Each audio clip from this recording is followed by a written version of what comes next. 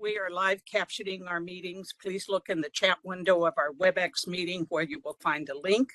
Please click on that link to open a web page with the live captioning. At this time, I call to order the study session or special session of the Maricopa County Community College District Governing Board of March 24th, 2026. For the record, I will call the roll of board members. Pamela Smith. Present. Kelly Butler. Present. Donna Davis. Present. Dr. Narini. Present. Jacqueline Smith. And I know she's on her way. Marie Sullivan. Present. Susan Bittersmith. Present. And I'm also present, Linda Thor. And there's Jacqueline. We're all present. We have two topics for our study session: the review of the FY27 budget, to be followed by a review of the interim compensation proposal. Leanne?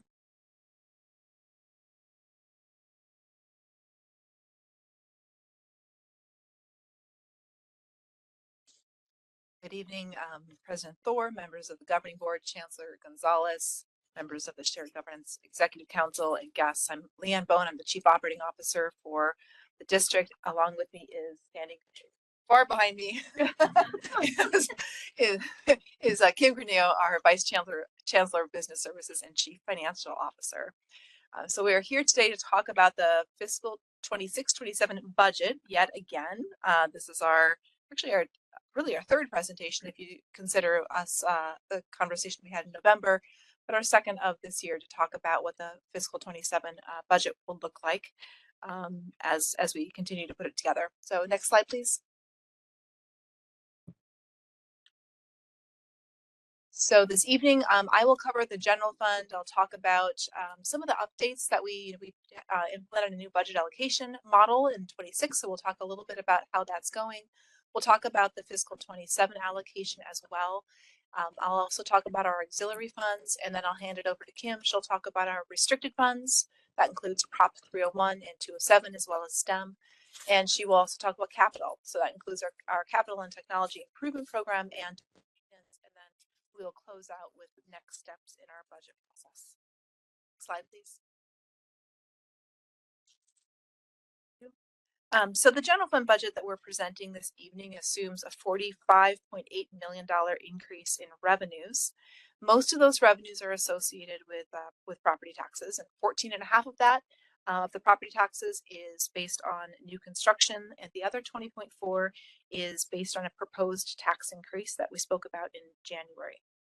However, it should be noted we're also expecting in 27 additional revenues in tuition, 10.7 million, or about 5.4%. This is based on our strong enrollment numbers that we've seen over the last several years. In addition, I want to point out that investment income has come in extremely strongly so far this year. We're budgeted at $3 million. We've received over $7 million. However, we're keeping that budget flat at $3 million because reading the headlines every single day tells me that being conservative in our investment income projections is probably the best thing for us to do right now. In addition, we are keeping miscellaneous revenue flat. Miscellaneous revenue includes bookstore commissions. It can also include things like insurance refunds. And then lastly, our transfers in is flat as well. Most of that, about 4.7 million, is a transfer in from our plant fund to cover our ERP licenses each year. And then about $500,000 comes in from our fund 2, and that's really a transfer in of revenue that MCOR brings in, and it offsets a portion of their operating costs because we do continue to support MCOR. And Kim will talk about that a little bit when she gets to that part of the presentation. Next slide, please. And then moving along to expenditures, the new revenues that we just covered will support a combination of increased costs and expanded services. With regard to the increased costs, we anticipate spending over $14 million in additional salaries or wages. This is associated with our compensation pay increases that we'll talk a bit about in the presentation following this. And we also anticipate spending $10.3 million more in employee benefits. In addition, we've increased the budget $1.5 million for president and chancellor scholarships. And for the first time, at least in recent history, we've accounted for inflation in this year's budget. So we've included in here $3.2 million in increased cost associated with inflation on our non-personnel spending. That's based on the most recent consumer price index values.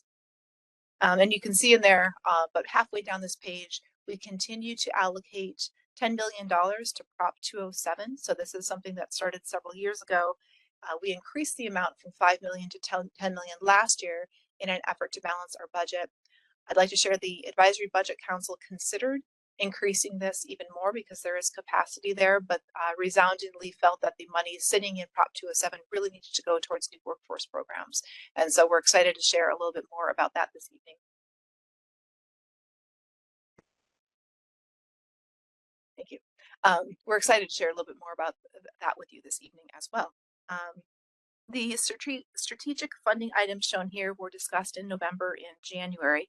And should the board support a tax increase when we come back in May, it would support these strategic initiatives. We do anticipate each college would individually choose how to invest in any new resources that their college would receive. So the actual spending at the end of the day might look a little bit different than what you have displayed here, but it would be within these categories. Next slide, please. So moving along to the general fund balance, in the current fiscal year, we're expecting to increase our general fund balance by, it shows here, $8.4 million. And that's a combination of strong revenues, that's tuition, and that's also the interest income that we just spoke about. But also there's some savings on the salary side. So our expenditures are coming in underneath budget. And I'll say we'll do more work on this over the next month or so. I think this is probably a really conservative estimate. We're probably likely to add even more than this to our general fund balance. And on a base of $800 million, an $8.4 million increase in fund balances, we're doing a pretty good job budgeting there, but I do expect it to go up a little bit. We'll talk a little bit about our designations shown on the lower half of this slide. The first of these is the amount that we set aside for financial stability. So by policy, we reserve 10% of our revenues each year for financial stability. As our revenues go up, obviously that calculation of 10% yields a higher number. So that goes up by 5.4 million based on our proposed fiscal 27 budget. And then similarly, a few lines down from that, you'll see the college and division carry forward amount is going up by 4.3 million.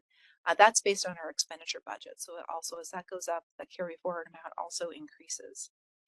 Our system-wide strategic efforts are staying flat at $30.7 million, and portions of this have been allocated for various student-centered IT solutions, but we'll continue to work on ways to spend that intelligently and work with the district-wide leadership team to identify those opportunities over the next year or two. In addition, you'll notice here in the fiscal 26 column, the number of 19.1 million for underfunded health benefit, our underfunded health benefit plans. So we're actually having to reserve additional money this year because our benefits are running above budget and we're not fully balanced in that area of our budget. We'll talk more about this when we bring Charlene Pelleggi up in a little bit to talk about total compensation. But that is an area of significant expenditure growth, and we wanted to make sure that we accounted for it here. And then our sorry, I'm reading through my notes here. In the next fiscal year, in fiscal 27, we've set aside $3.8 million for bridge funding. So this is for our colleges who will need to reduce spending pursuant to the budget allocation model. If in fact they cannot reduce spending by the end of the fiscal year, if they need a little bit of a bridge to get to the end, that's what this money is specifically for. And we did this last year as well. And to date, no one has had to tap into that pool, but we will continue to make that available to our colleges.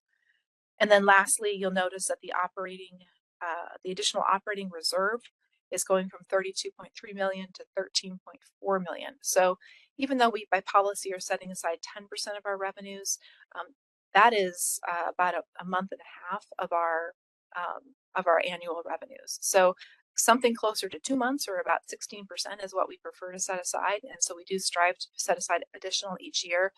Because of our reserve for our underfunded health benefit plans, we're having to tap into that a little bit. So the reserve is actually going down by 9.7 million. And in case you want to do the math on that, to get us up to the 16% that we'd like to see would be 50 million, not the 13. So that's something that we're going to work to increase as well over the coming years. Next slide, please.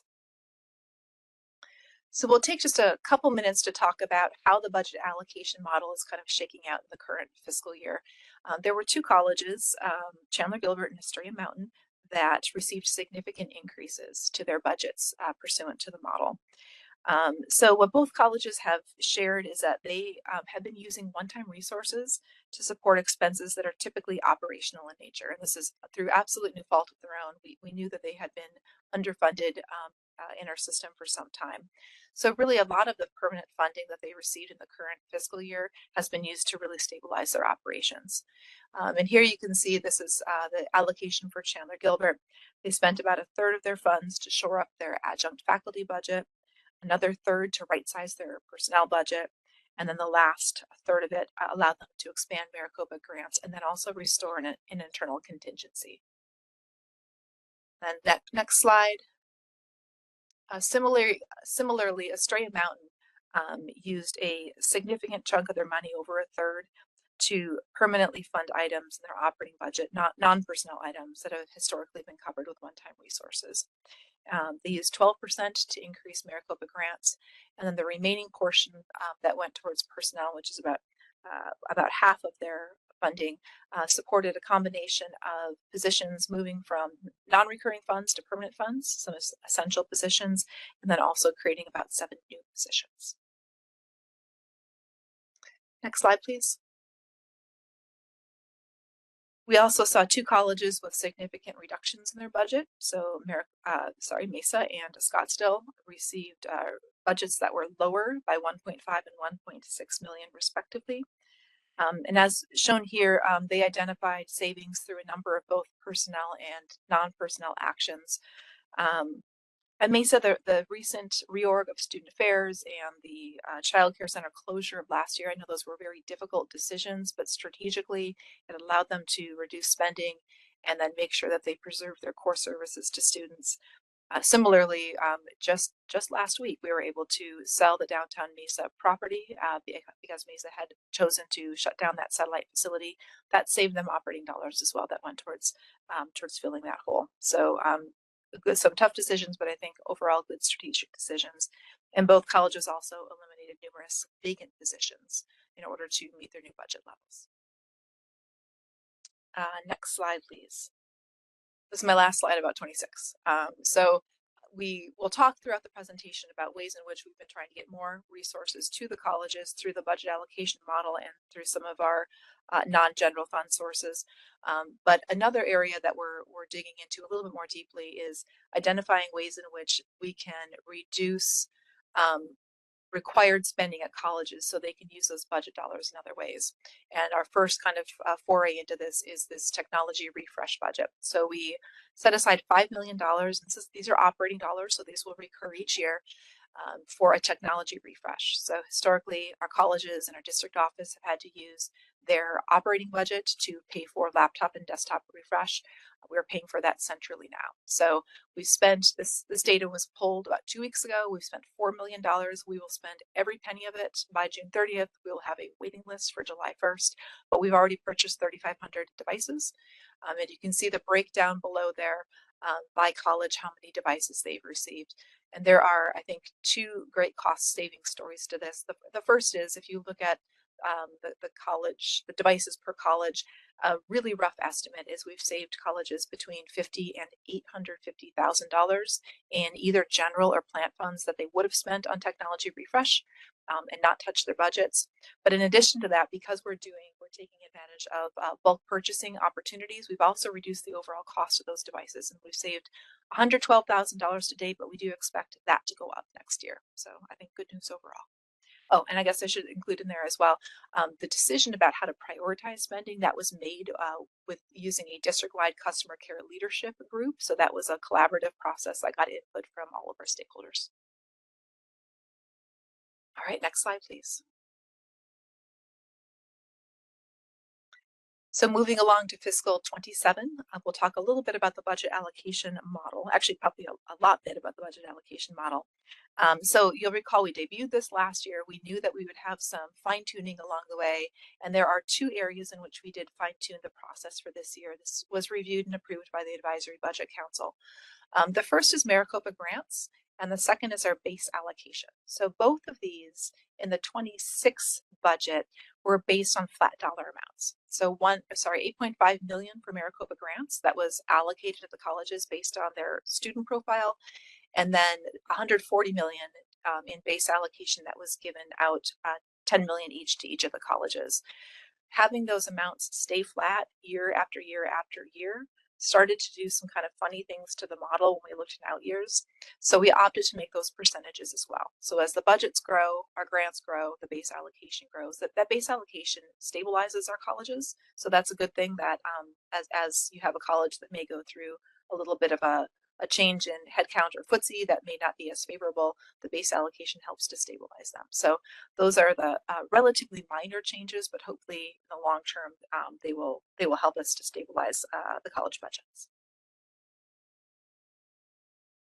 Next slide, please.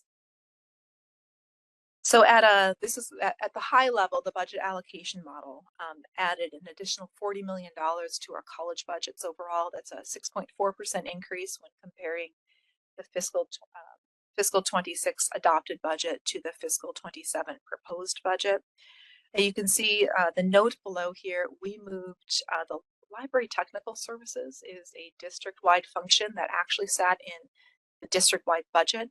We moved it to district office. So the increase that you see to the district office of 6.3%, 1.3 million, about probably a third of that increase is actually just the movement of that function from one bucket to another. The rest of it is salary increases. So we're actually continuing to increase the overall share of the budget that's going to the colleges and still working to hold the district office at a percent. I think we're down to 10.6% for the district office.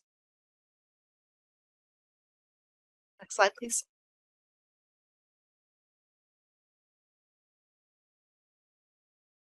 And I've got a couple different ways to look at the comparisons for the fiscal 27 budget allocation to our colleges. So the first of these shown here is our proposed budget against the 2026 adopted budget.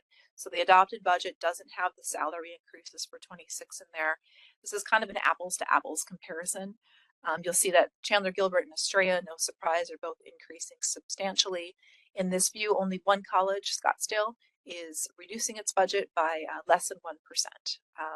So we wanted to share that version of it before we share the next version, which does have salary increases loaded in for fiscal 26. Slide, please. And if I'm going too fast or if there are questions, please don't hesitate to interrupt me.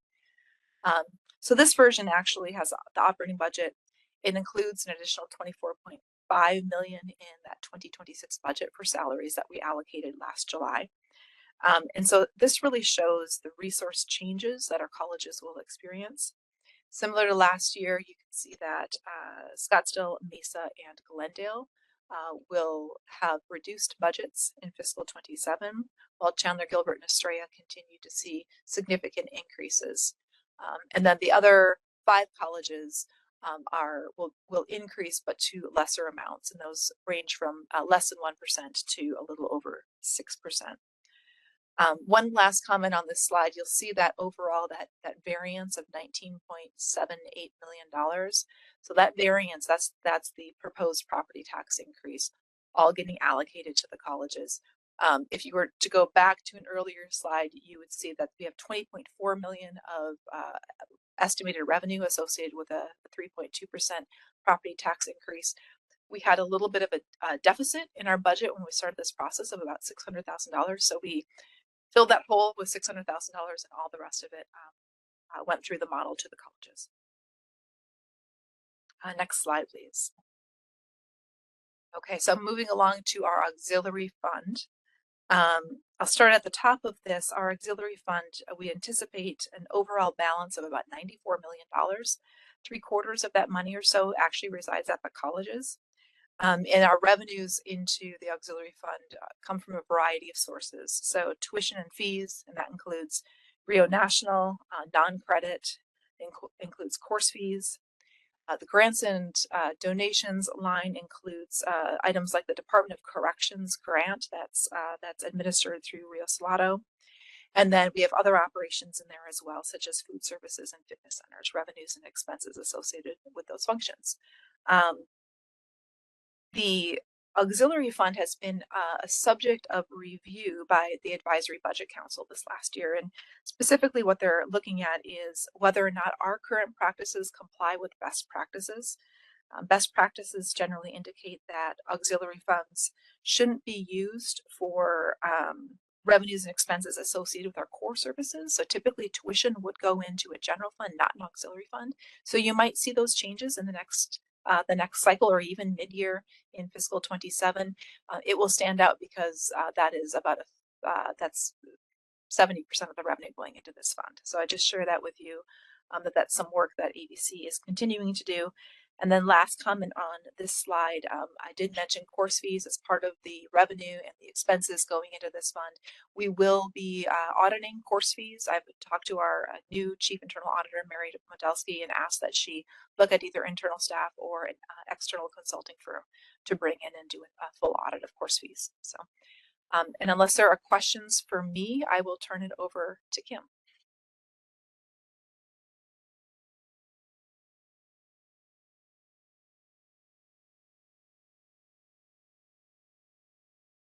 Y'all are going to wish you had some questions for her, because now you get to listen to me. So, President Thor, members of the board, I'm going to start with the restricted fund. Before you, let's see, just actually type my notes this time, so I might struggle a little bit following type notes instead of handwritten scribbles that I usually have. But essentially, the schedule that you have in front of you is really what we've built in as capacity for federal, state, and local grants. There's about $1.5 million included in the grants that are listed there that are anticipated to be passed through the Maricopa Foundation. I'm quite sure that there is a question about whether or not our federal grants are going to hold or even increase by $100,000. We do have a few NSF grants that have been received, while we've also had several Department of Education grants that have ended, have been pulled prior to their original end date, or have not been removed. I'm sorry, have not been removed. Good grief, this is not going well. Have not been renewed. But again, I just want to remind everybody this is about capacity. So we're only going to accept the grants that we apply for and are awarded. So the numbers that we have at the end of the year will always look different than what is presented. But this is about what we anticipate might come through. And we typically like to have enough buffer in there that if something good comes our way, we can accept it and say hallelujah and move on instead of needing to come back for an adopted budget adjustment. So that's part of the reason why some of these numbers look the way that they do. The next section down is student financial aid. The federal aid is largely passed through budget-wise, passed through the district. Our teams, of course, determine eligibility based on federal guidelines. And typically the dollars will then come to us from the Department of Education to pay any outstanding tuition first. And then any remaining awards are distributed to the student. The amount noted for LEAP, Leveraging Educational Assistance Partnership, is the amount that is for the institutional match. And that goes against the federal and state components. And this is also a need-based financial aid program, if you're not as familiar with it. Scholarships and other external scholarship, that line include externally funded scholarships to students. The scholarship line with the asterisk is what is anticipated to come through the foundation, and that will run through Maricopa's processes with which to award, run through our student system. In addition to that, which we've talked about in the past as well, is the foundation does anticipate scholarships and aid directly to students that does not run through our system. And they're anticipating about $700,000 for scholarships, $700,000 in emergency funds, and then $1.9 million in other types of stipends and student supports as well.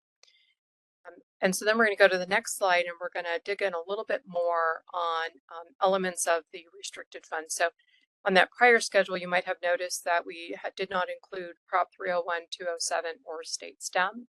We've created a separate schedule for that. And we've actually taken some of the schedules in the past where we had these all broken out, and we've put it into one schedule that covers 3 slides. So that whole one question with 18 parts, right? But hopefully this will make some sense as to why we're presenting it this way. But we start at the very top, as we do many of our schedules, with beginning fund balance. This is what we anticipate fiscal year 26. Those first 3 columns of numbers are what the actual beginning fund balance was for fiscal year 26. And then 27 is what we anticipate the beginning fund balance for fiscal year 27. Let's see. Annual sources are presented on this particular slide. Sales taxes are Prop 301, excise taxes are Prop 207, and appropriations are state STEM. I do have those all in one line at this point in time. We also then have the STEM allocation to the general fund. You'll remember we started doing that in 26. We're allowed by statute to reallocate up to 20% of the state STEM allocation to general operations. So we started doing that in 26. We are carrying that forward to 27.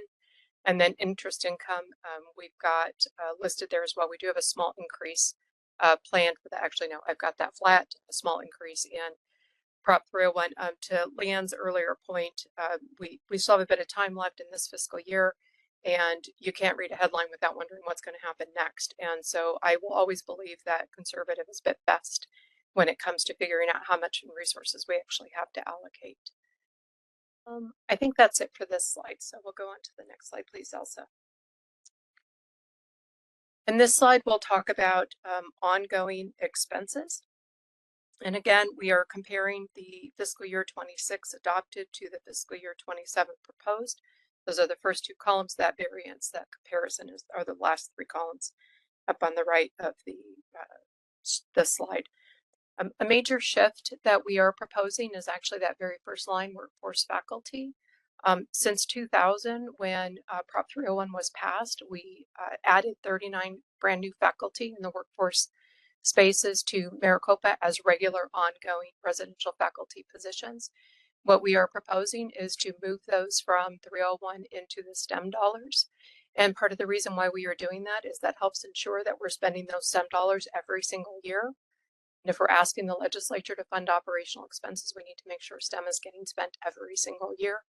And what we've done with it to date are really project-based. So we may not have a lot of expenses in one year. We might have more expenses in another year. I think this makes it a bit more cyclical that hopefully will make a little bit more sense. So that's the primary reason why we are proposing to do that. That being said, it also frees up some funding that we'll talk about in those green highlighted lines in a couple of slides that are coming soon. So bear with me on that delay. A couple of other things to point out. There is a small increase noted there for the Small Business Development Center match. It takes it from about $300,000 to about $800,000. This is the full amount of funding that is required for the Maricopa Center's SBDC program to match as their part of the network. It had been funded by Fund 1. A very small amount has been in there for decades, long as I've been here, so a very long time. Amount hasn't changed either. And there was a grant that was funding the rest of the match that was needed, and that grant has ended. So we wanted to utilize the 301 funds to finish out, if you will, the match required for the Small Business Development Center, again, the Maricopa Center. A couple lines down from there, you will see MCOR. There is a small increase of $300,000 to MCOR. Really, the change here is to account for historic annual salary increases granted by the board in the past handful of years that have not been funded by Prop 301. So they have had to use other operating expenses with which to cover those increases. And so we wanted to kind of true that up, if you will. And we've also moved the director position from the general fund to this fund, to this funding source. And we did that in 26, but the budget did not move with it. So we needed to get that updated. I also want to share that we know that the board has expressed an interest in learning more about the value proposition and revenue generation of MCOR. And it is our understanding that the MCOR team will pursue scheduling a study session with the board to delve into that much further. I would probably advocate too that they will probably speak to the lines in green a little bit more as well. I'm going to give you a flavor for those, but I think we'll probably have more to share a little bit later, a little bit deeper dive. Another thing I do want to point out, and this happened since we put the slides together, that how many lines up? 4 lines up from the green section, PC's IT Institute of $500,000. You will notice that that has been moved to 0. Dr. Britt has agreed that PC is not needed of those resources any longer since the PCI IT Institute has been relocated to Phoenix College's main campus. So they have agreed that we can take that out of this schedule. So that's one of the changes I wanted to make sure I highlighted. And again, those green items are newly added for 27, and I have a couple more slides a little bit later that will get into more detail. So just sit tight on that one.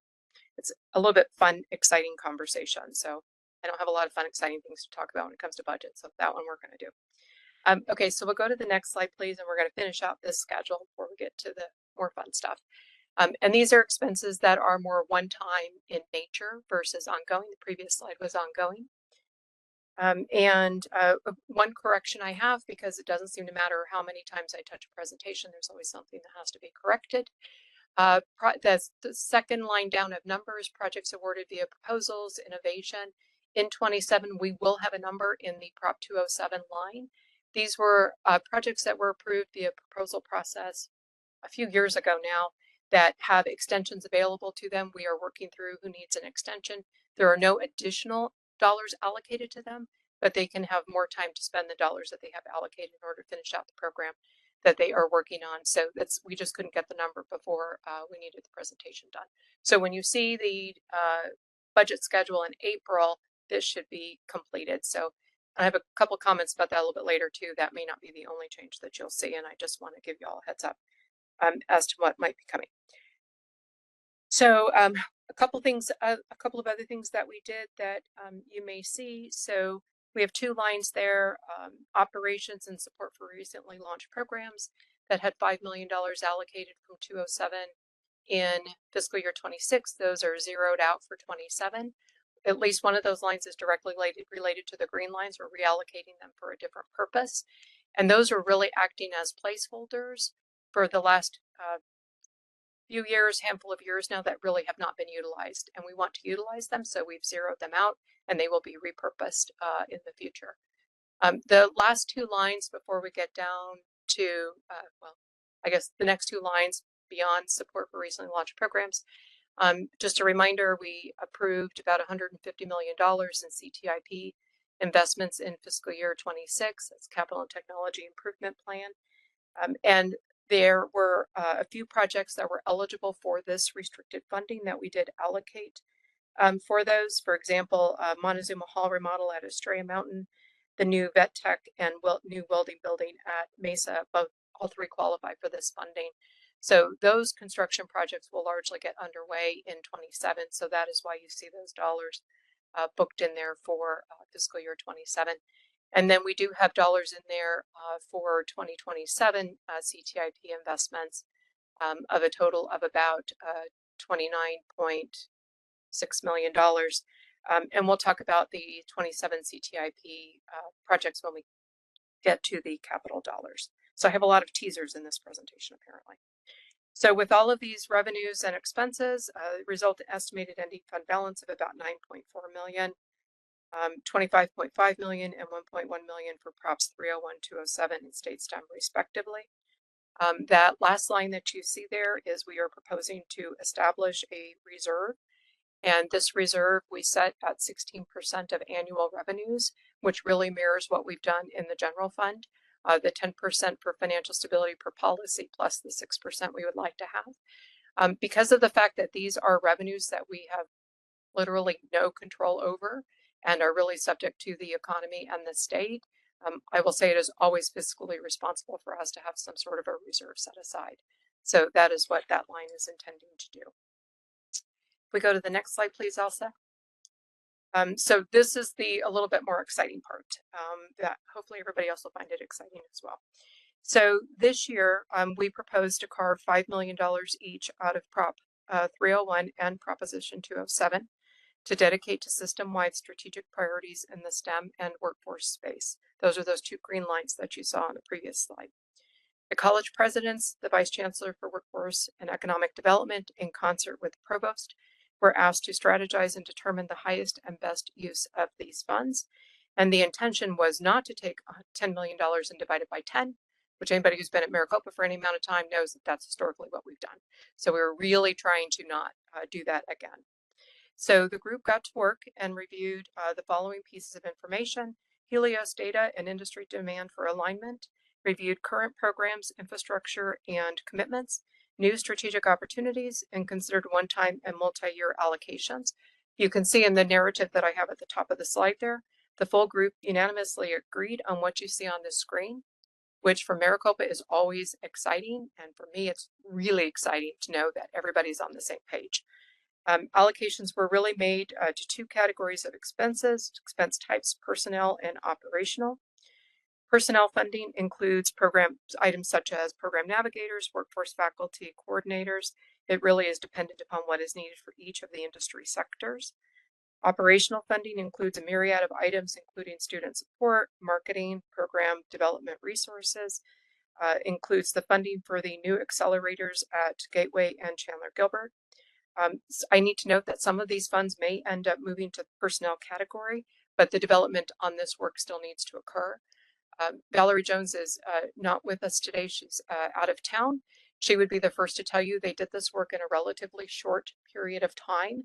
And so there is a lot of development still to occur, but these are the industry sectors and the division of the resources, if you will, that were identified by this group. I also want to make sure it is noted that these funds will largely be utilized by the colleges and multiple colleges in some case. So the next slide, if you will, Elsa, will speak to or provide some examples of the investment in the different industry sectors. So just picking out a couple: advanced manufacturing, semiconductor and aerospace accelerators, West Valley Manufacturing Facilities, district and student support, healthcare radiology technology program development, pre-healthcare pathway support, and unlocking opportunities. These are examples of what the investment could look like by industry sector. I'm quite sure that Valerie will be more than happy to speak to this further at a future meeting. And Dr. Diaz is available if you all have specific questions that I can't answer. I'm quite sure she will very capably and willingly step in and help answer the questions. So if we go to the next slide, please, Elsa, we're going to shift into capital schedules. Again, on this schedule, we will begin with estimated beginning fund balance. It's a total of approximately $167 million for capital starting out fiscal year 2027 proposed. And let me back up 1 second. So this schedule is a little bit different than some of our other schedules. That first column of numbers is the adopted budget for fiscal year 26. That next column is the estimated actuals for fiscal year 26. So you'll see there's a little bit of a difference there. And then the proposed budget for fiscal year 27. And then that variance, just to be very clear, is adopted budget for 26 compared against the proposed budget for 27. Total ongoing revenues for fiscal year 27 are estimated at $64.8 million, while ongoing expenses are estimated at about $75 million.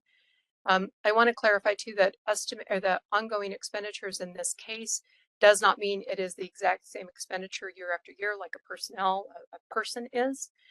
This is about, we will always have an allocation for district-wide capital expenditures by category. It might just look different from one year to the next as to what it's actually doing. But we do consider those to be ongoing expenses because we want to keep these line items in the budget, if you will. So anyway, 64.8 million minus 75 million is obviously a deficit. The increase in expenses, because you'll see we went from a total of 68.7 million to 75 million of estimated expenses for the year, is largely due to additional spending planned for system-wide projects. We'll look at that a little bit further in the next slide, but that first line in the expenditure category is that one. I am very confident that fund balance can cover any overages that occur should all of that spending come to fruition. And you can see when you look at adopted fiscal year 26 against estimated 26, it's unlikely we will spend every single dollar. And there are reasons for that we'll talk about in just a second. I also want to clarify, this is the one I wanted to provide a little bit of an update. It is quite possible and likely that you all may see slightly different numbers in the April budget schedule that you'll get for first read. We are still working through some expenses, trying to figure out what exactly is going to get spent during this year. We have lots of things encumbered. It's a matter of figuring out timing from when we've actually purchased something. We're waiting for something to come in. One of the things you'll hear about is our chiller upgrades that we're doing throughout the entire system.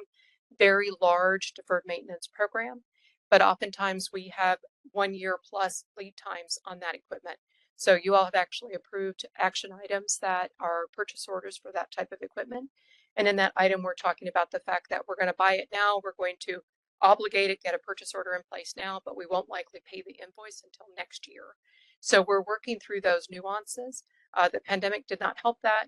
Tariffs have not helped that. There is nothing that has helped that situation. So we're working through with the different teams within my division about what is actually going to happen.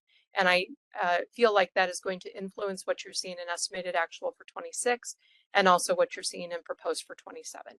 If there are very significant differences in what we submit in April, I will make sure that you all know what those differences are and why. I just needed to give all a heads up that you may see that. One other line item, actually I have a couple line items on here that I do want to highlight.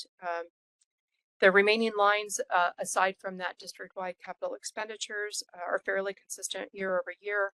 I want to bring you to the district-wide technology refresh, which Leanne was talking about in her part of the presentation, and the $4 million we've spent to date, and the other $1 million that we will also spend.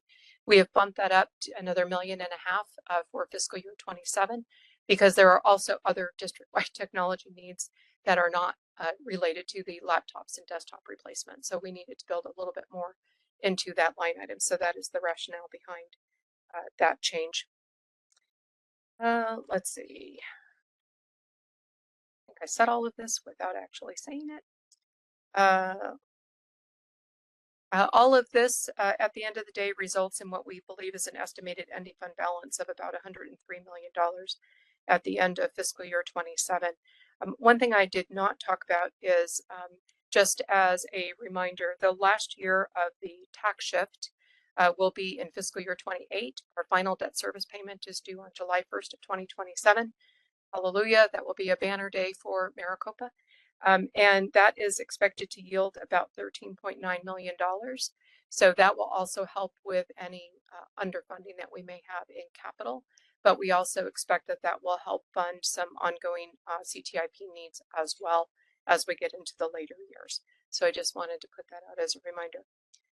Next slide, please, Elsa. We'll get into more of the detailed capital expenditures by category. This is largely an area that is overseen by the District Office Capital Projects Planning, Development, and Sustainability, formerly FP&D. Clearly, I need to fix the title on the slide because I still have FP&D. And there are categories that you all have seen in prior years. And, items such as district-wide roofing and paving, major and emergency maintenance, etc. Although we don't typically expect to see large swings in these categories from year to year, we do have a couple that have increases planned for fiscal year 27. Again, this is another one we're continuing to research and look through ahead of the preliminary budget that you will see in April. But as an example of pavement and district-wide roofing has a $3.3 million increase. In 27, we believe we have 4 colleges that have several large parking lot reconstructions that will need to be done. We may not be able to tackle all 4 of them, but we're going to see what we can get done, but we built into the budget enough to be able to cover them should we be able to. I do want to highlight the central plant, major equipment infrastructure, and energy maintenance system upgrades. That's a mouthful, which is that line there in the middle. That is because it was 0 in prior years, and it's $3.3 million proposed for fiscal year 27. As we finish up the central plant upgrades that has been part of the deferred maintenance program, we now need to shift gears and make sure we are maintaining and upgrading all of that equipment that we've put in place each and every year. So this line is building in that capacity that every year we won't get to a place where we've got a $60 or $70 million system-wide deferred maintenance central plant upgrade project. So that was the inclusion of this particular line item. $18.7 million is set aside for deferred maintenance for 27, but this is one of the items too that we are continuing to work through. We can go to the next slide, please, Elsa. This is the next 5-year look of the deferred maintenance program. And you've seen this schedule before. These are, again, the next 5 years, 27 through 31, broken down by discipline. We're working on more detailed reporting and analytics around Maricopa's deferred maintenance program, but I can share that through fiscal year 26, 1,533 projects have been completed or are in progress, and that began in fiscal year 20. And 158.4 million has been allocated to the program. There is still much to do related to deferred maintenance, but we are definitely moving through a very large program that, again, we started in fiscal 20. The next slide, Elsa, please. This presents the projects for the next 5 years by investment criteria. Again, categories that you all have seen before: asset preservation, program improvement, reliability, safety code, economic opportunity. We can go to the next slide. We'll talk about the 2027 Capital and Technology Improvement Plan. One thing I do want to note is we did not include any technology dollars in the 27 proposal process. That was upon recommendation by technology leads in the system. There's a lot already going on that has to do with the networking, with the computers, with a whole lot of things. And it was felt that that was not a place that we need to be focusing. We've got other things to focus on as higher priority in that space. So we limited it to really capital projects. There were 15 projects that were submitted, totaling $280 million. ABC is seeking additional time to fine-tune the evaluation process, so we will continue working on that. The fiscal year 27 budget includes, actually it includes 53.1 million, not 53.6 million. Again, doesn't seem to matter how many times we look at a presentation, I always find an error when I'm standing in front of everybody. And those are for new capital projects, and we are including 20 million of that for the network redesign. Amounts in college and system-wide auxiliary funds will also be considered for capital investment. We anticipate recommendations being presented to the board or shared with the board early in fiscal year 27. That 53.1 million is inclusive of restricted fund designations and capital funding. So the next few slides are a little bit more fun. Again, I never get to do fun stuff. We wanted to include some pictures of what we have been funding with capital dollars. And this first one is the Glendale Community College STEAM building. It is the exterior. It is nearing completion. And also, if you can go to the next slide, you'll get to take a look at the interior. Still trying to figure out what nearing completion means when we still have ladders and everything else inside, but what do I know? Next slide is a picture of Gateway's Future 48 Semiconductor Flex Lab. This definitely is in construction. Completion is expected December of 2026. And just as a reminder, funding did come from ACA, Governor's Office, and some institutional funding as well. The next slide is a rendering for Mesa's Veterinary Technology and Horticulture building. This one is in planning phases with construction. Construction is anticipated to begin this summer, with completion expected June of 2028. This was one of our major CTIP projects that was approved in 2026, and it is funded with college funding, Prop 207, Prop 301, and state STEM funds. And the last slide is a not very sexy, but very necessary picture of Mesa Central Plant. Primary chilled water pumps are on the right, secondary chilled water pumps are on the left. And don't ask me what any of them do, other than I'm going to assume pump water somewhere. So, but necessary infrastructure, and again, very large project for Maricopa to undertake across our entire system. And that is it for our presentation, and we are happy to take any questions, try to take any questions you all have. Thank you, Leanne and Kim, for a very comprehensive presentation. Board members, are there any questions? Ms. Sullivan? So I took a lot of notes, which means I need to go back and really review this. I have a very generic question for you. We have seen in some of the budget presentations the 3.2% indicated for potential tax increase. can you explain again why you settled on 3.2%, not 3.5% or something else? And is there any opportunity for discussion to increase that at all, given still some of the challenges that you have presented in this budget? And we haven't even gotten to salary compensation yet to know if there's some adjustments upward that we might want to make, particularly in light of inflation. Sure, thank you. Dr. Thor. Mrs. Sullivan. It's Mine okay, just you went can blank, call me sorry. whatever, Trying to get all the format in the right way. And doesn't matter. So the 3.2% tax increase came from what we needed to get the additional resources that we were proposing. It is always at the discretion, the liberty of the board to propose something different. And I have to be honest, and it can go up or it can go down. That is the board's discretion. The administration, the system, the Advisory Budget Council is proposing the 3.2%, which is what is intended to fund the new strategic needs that we have identified since last November when we first started presenting. But absolutely, just like tuition had a different motion last month, taxes could have a different motion as well. So along that line, I mean, we've seen everything tied to 3.2, but as I said, at some point, if you're going to make a tax increase, what's the difference between 3.2% and a 3.5? And is that really going to change? Is it going to move $12 to a residents to $14 a year? And would a percentage in that category make a significant difference? And as I said, we haven't even talked about the compensation plan yet to understand its integration into this. So that was more my generic question as I looked at some of these other items. So I don't know where you take that, but that would certainly be an interest I have to first understand the compensation plan and then move back to a discussion of a tax proposal, increase proposal. President Thor, Mrs. Sullivan. So we can model out any scenarios that is of interest to the board for sure.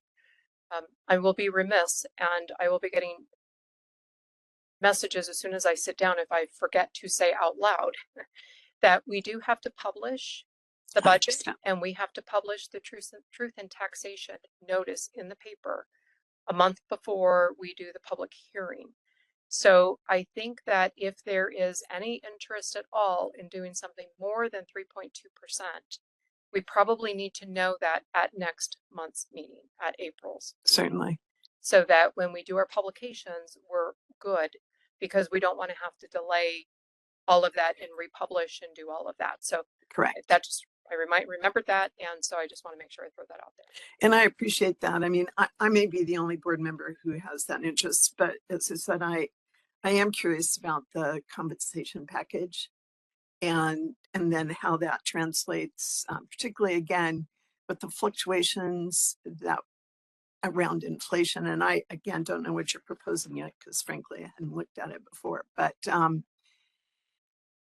we got stuck one time because we were so far behind in compensation tied to inflation, and then had to carry a big load forward that had impact in other areas. And it seems to me, again, if we're going to go out on a limb for a tax increase, we need to make it a reasonable request, because my guess is we wouldn't go back in a year or two. So it's more that big picture stuff. And Dr. Thor, I don't know if there's any other interest to look at that in big picture, not these wonderful presentations line by line, but what is a big picture impact to that? So, and if I'm the only one, I'll, refer that back. Do any board members want to comment on Ms. Sullivan's proposal that we discuss a possible higher increase to property taxes? Particularly after we see the compensation package. Kelly, Ms. Butler? Thank you, President Thor. I would be interested in seeing the difference if we were to consider a 3.5% increase, what that would look like. I mean, I don't know about all you, but I'm kind of chicken little about inflation and all of the things that I'm hearing. And I think we are in a position, we must be in a position to strengthen our system and make sure that we can weather any of those things that could happen. So I would be very interested in learning about that too. Yeah, Dr. Narini? thank you. I agree, because I'd rather, have a larger increase now and delay any further increase further down, so that we're not coming back just a couple of years later asking for another increase. So yes, I'd be interested in seeing how that would break out too. Any other comments? Would it be possible to have a virtual study session associated with the next agenda review to have this conversation and save a Thank couple weeks if needed? Yes, That's President Thor, just to provide some additional context, so I think my back of the napkin math, 1% is between 6 and 6.5 million in revenue. I don't think there's interest on the board of going lower than. No, I'm saying for every percent you increase. Yeah. That's about what it is. And the reason that we identified, we tagged the property tax increase to new initiatives is because we were looking to cover our base increases, compensation, benefits, kind of what I had referred to as kind of care and feeding of the district with those natural revenue growths.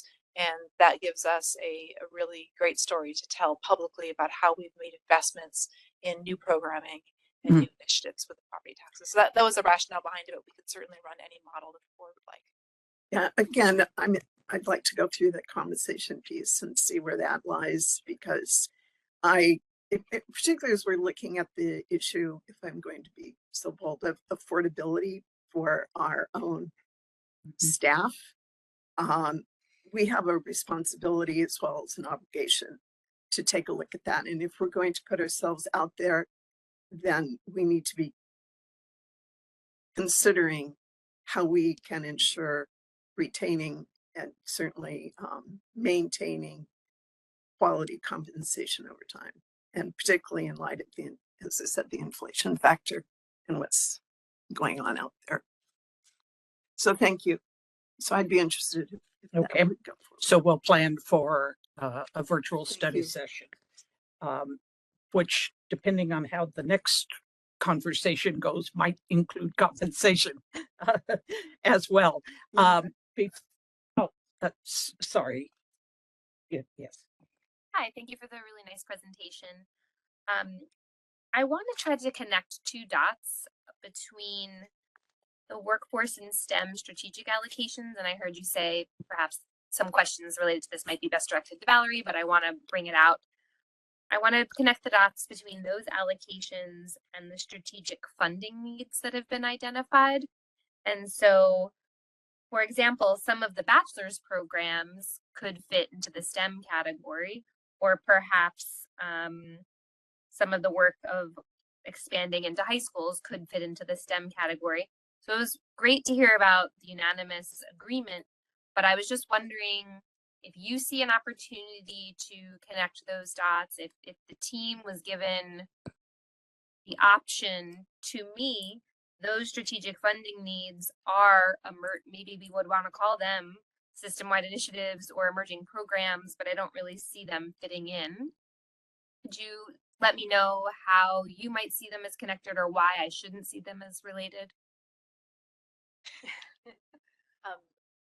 President Thor, Ms. Smith, so you are absolutely right. There is overlap in those categories. And if you recall, when we were in front of the board in November, we actually included workforce in that strategic initiative listing. That was the fifth category, I think.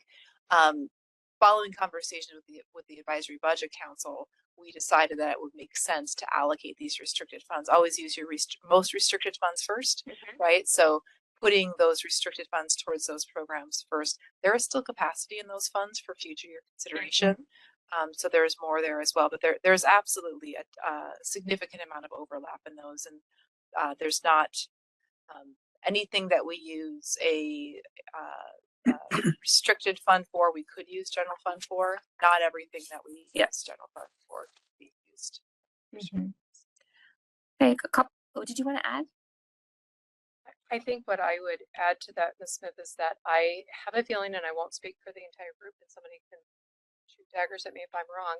I think the expectation or the anticipation was that if the tax increase goes through, then the general fund will fund those increases in bachelor's degrees and have the true ongoing resources associated with that. So I'm guessing that the group really did focus on bachelor's degrees because they kind of thought that was taken care of, and instead looked at the industry sector work. And I'm getting some head nods, so I think I got that one right. That's what I It's an interesting situation to be in because the way I think about a potential tax increase is what are the other sources that could achieve the goals that are necessary? So it's interesting that the group almost said, well, we have this in the bag. I know that's not quite what you're saying, but it's just an interesting cadence and sequence of decisions. But I'm happy to let that lie for a second. And I wanted to turn to the auxiliary fund. Let's see. When you mentioned that the tuition and fees that go into that fund on slide 14 may move to the general fund, what is this subset? And how is it determined that some slice of tuition and fees goes here? That is a great question, Ms. Smith. That is historical, so I'm going to turn it over to to Kim because she may know it better than I do, or she may not. possibly. President or Ms. Smith. So in the tuition and fees in particular, tuition and fees within the auxiliary fund, actually quite a lot of that is our non-credit programs, which I'm not sure those would move to the general fund because that is not really our core mission. Could we make it our core mission because it's still teaching and learning? We might look at that, but they function actually fundamentally different than tuition and fees in the general fund. The other item that is in that tuition and fee line is clock hour program tuition. And that is one of the ones that ABC has made the recommendation to move that to the general fund. And so all revenues associated with clock hour, all expenses related to clock hour would all move to the general fund. So that is really one of the shifts, the primary shift that we're talking about may look different either when you see this in April, when you see it in May, or when you see it in fiscal year 28. That is not necessarily the easiest thing to do. And we're trying to work through also how that impacts or doesn't impact the budget allocation model that we worked so hard to get in. We don't want to blow that up by this move. And that's not what's intended. It's really more of an accounting exercise than it is anything else. So we're trying to step through that very carefully. But those are really the two major pieces that are tuition and fees in the auxiliary fund. Thank you. My final question is my typical party trick related to fundraising. So I'm curious. It seems like the way that I read this is that we are assuming that we will not have growth in the grants and donations, but this is in the auxiliary category. So I'm a little bit unsure. It seems like slide 14, auxiliary category, grants and donations, 3.7 in fiscal year 26, 3.7 in fiscal year 27. That's one place we could look. The other place we could look, I'm honestly not even sure. I was almost going to say general fund, but I'm not sure where to look for how we are anticipating growth. And the main goal that I have is we need to set clear and ambitious goals if we are to achieve ambitious outcomes. And I can't find where those goals might be hiding in what we've reviewed today.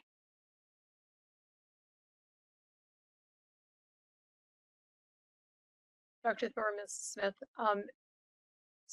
So I think how I would respond to that, it is really all of the above that you have talked about. The auxiliary fund is one of the funds that we said a little bit last year, we've said a whole lot more this year, that it is a fund that needs a little bit of love. We spend a lot of time focusing on the general fund, and largely what you'll see in the college numbers is those are information that is provided by the colleges to the district office budget team. That's where these schedules come from. That is what the budget book is created from. We have not spent any time in all the time I've been at Maricopa really looking through what's in the auxiliary fund, where does it come from, how is it generated.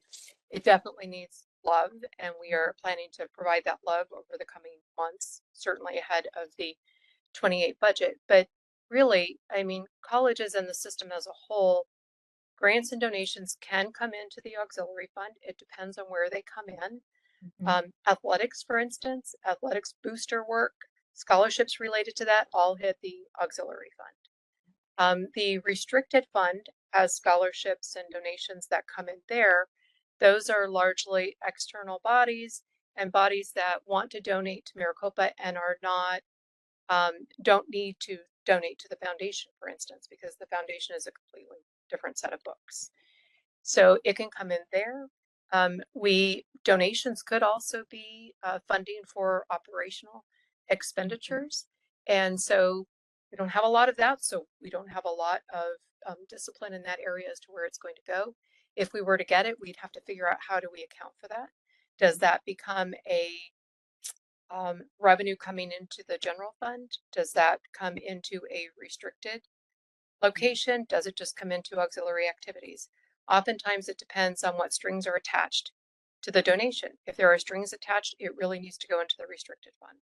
If it is, again, for college boosters or the badminton club, that's going to go into Fund 230 because that is where we have it set up. That is an auxiliary activity for us. So really not a good answer for you, but I can assure you that this is a place that we definitely need to work with the colleges and try to figure out and understand better how they're generating their information.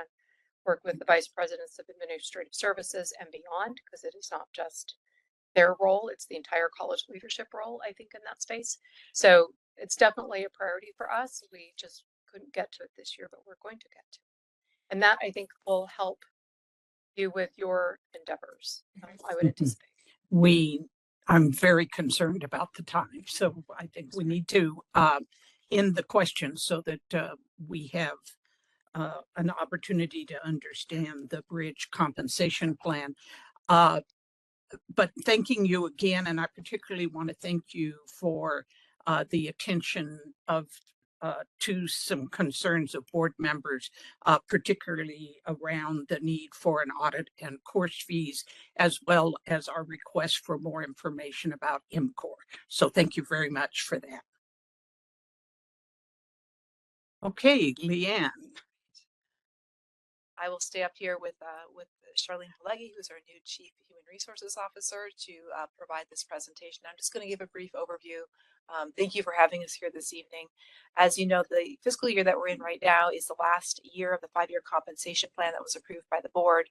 And while we do have an interest in bringing forward a multi-year compensation plan, a new one, we want to make sure the plan is fully informed and considers total compensation and not just salary alone. As Charlene will share with you shortly, and as we indicated in our last presentation, our benefits costs have grown at a virtually unsustainable rate. So that is something that we're seeing nationwide, but something that is also a bit uniquely Maricopa. A new multi-year plan needs to identify ways in which we can better control those costs without substantially reducing coverage to our employees. We also need to understand our employees' interests and their priorities with respect to both pay and benefits. So Charlene will talk a bit about that. And that our compensation plan is budget informed as well. So we will be back in May to formally ask for the board's formal approval of the plan. So we can talk about some of the details now. That's typically our time frame. We have a discussion in May. We can be prepared to integrate more information about compensation at the April 7th study session as well. So I'm going to turn it over to Charlene. She's going to give just some insight into the underlying data that will inform our next multi-year plan. Thanks, Leanne. Charlene Pelleggi is introduced, and I serve as the Chief Human Resource Officer. And as Leanne has indicated, we want to talk about, just at a high level, the concept that we're bringing forward of a bridge plan. So just for some context setting, as you're aware, a multi-year compensation plan is a strategic plan that covers total compensation, so wages, benefits, growth and development.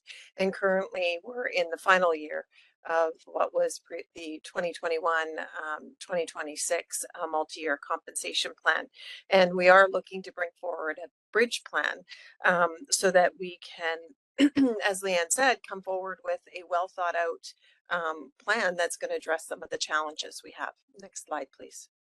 So why is a bridge plan necessary? In order to develop a multi-year compensation plan, we need to take into account all factors. So external, so certainly inflation, our employee needs, as well as just the cost of benefits in particular, which we'll explore a little bit more in future slides.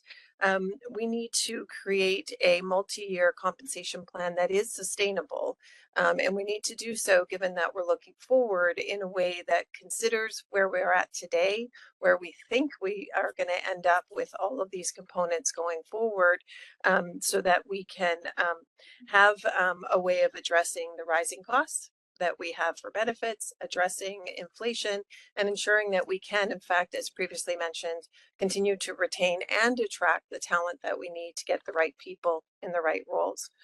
So I just want to, next slide, please, if we can just talk a little bit about medical benefits. So not surprisingly, maybe to many of us, medical costs are rising at a pace that when we recently met with our benefits broker, their term was the fastest pace they've seen in years. It is really growing at such an exponential rate. This is a national problem. This is not just for us here at MCCCD. Employers themselves across all sectors are expecting increases between 6.5 to 10% just for 2026 alone. So that will again compound in 27, 28. Next slide, please. Thank you. And so the biggest drivers of these increases are specialty drugs. So specialty drugs, increased utilization, and just higher provider costs. So benefits are volatile right now. It's really hard to predict what's going to happen. And when I go to the next slide, you'll see a bit about how it's impacting us here. But broadly, when we look at the high variance nature of the benefits, the costs are outpacing wage increases and inflation. They just simply are.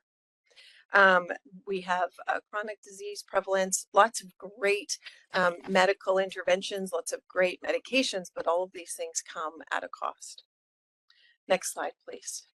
So if we look at the rising medical costs for us here, this is our experience, and this is just looking at a time and place from Q3 2024 versus the same period 2025. If we look at medical, we have seen a 22% increase in claims. The average cost of those claims have increased by 8%. And then the 12.6% increase in claims per member. So we've seen an overall increase in the number of claims, but individual members are also seeing a significant increase. They are utilizing the plan, which is what it is there for. Overall, 20.9% increase in medical costs per claimant for medical, only just over that 1 year period. If we look at pharmacy, trends are very similar. Numbers are a little different, but the trend is the same. Higher number of scripts per member or claimant, an 8.9% increase in average cost per claim, and then overall 10.8% increase in scripts per member. So we're getting hit on two sides. We're having a higher cost per claim, and we're having more claims. So we need. I'm sorry. Sorry.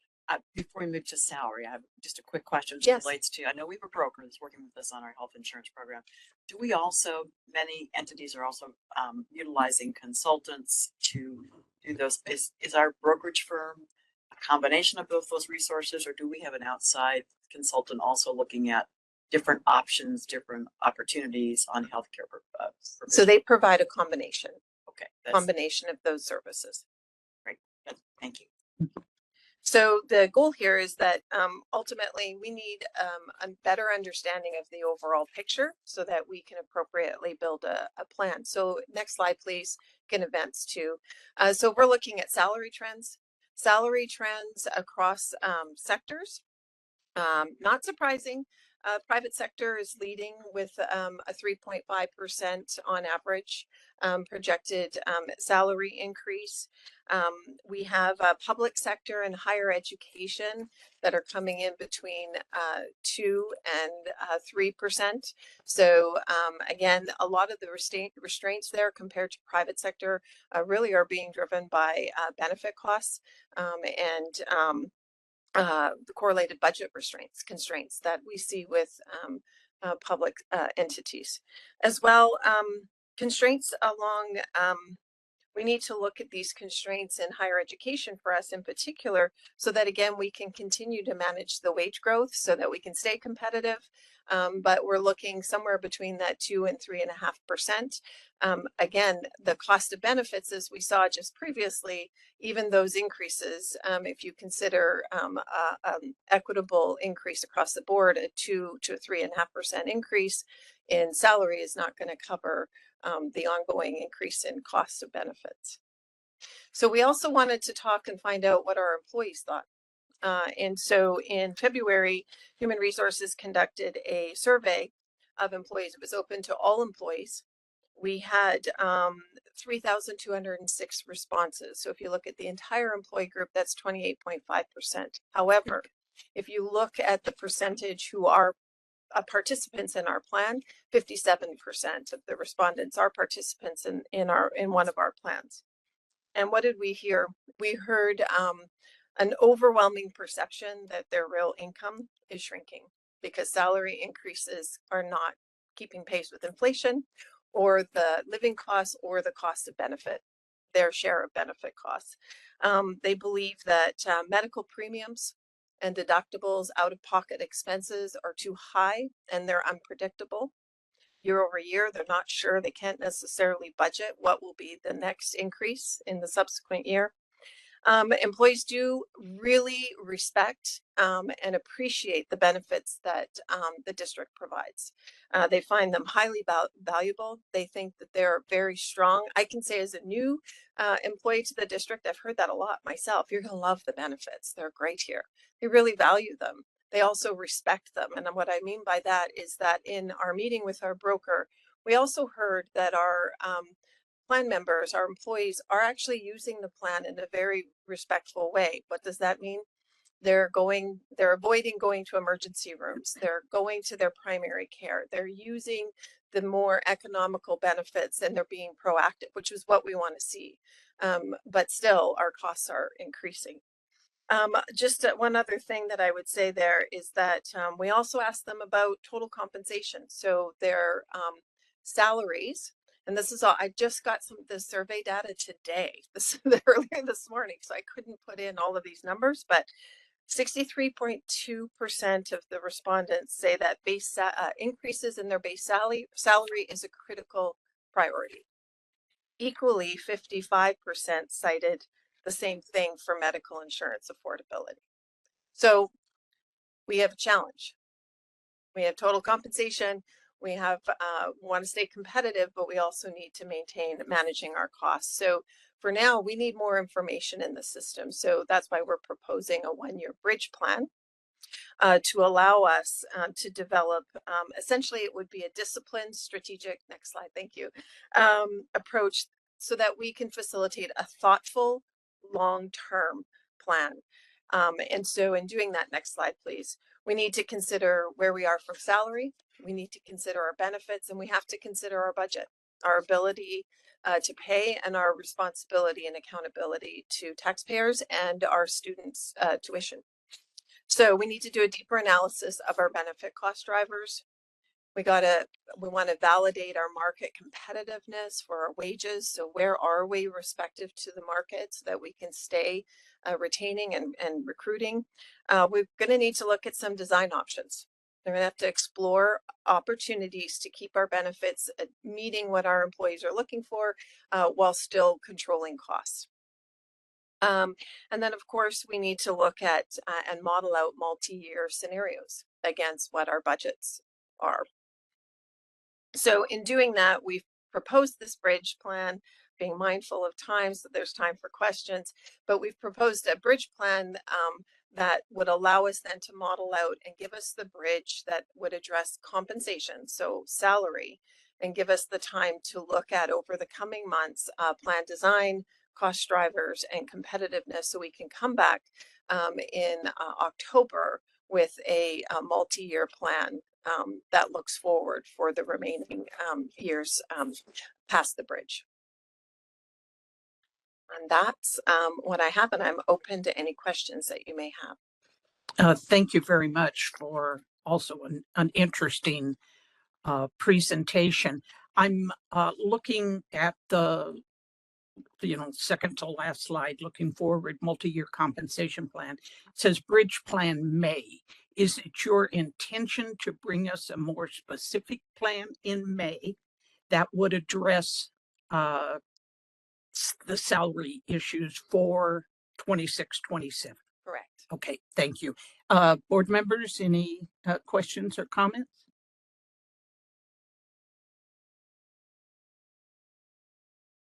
If not, thank you very much. I appreciate you letting me see for my first time. We're now going to adjourn the study session. Let the record reflect that the time is 6:27 and the study session for tonight's meeting is now adjourned. We're scheduled to start the regular meeting in 3 minutes. Let's at least take a short stretch break and then we'll get started on that.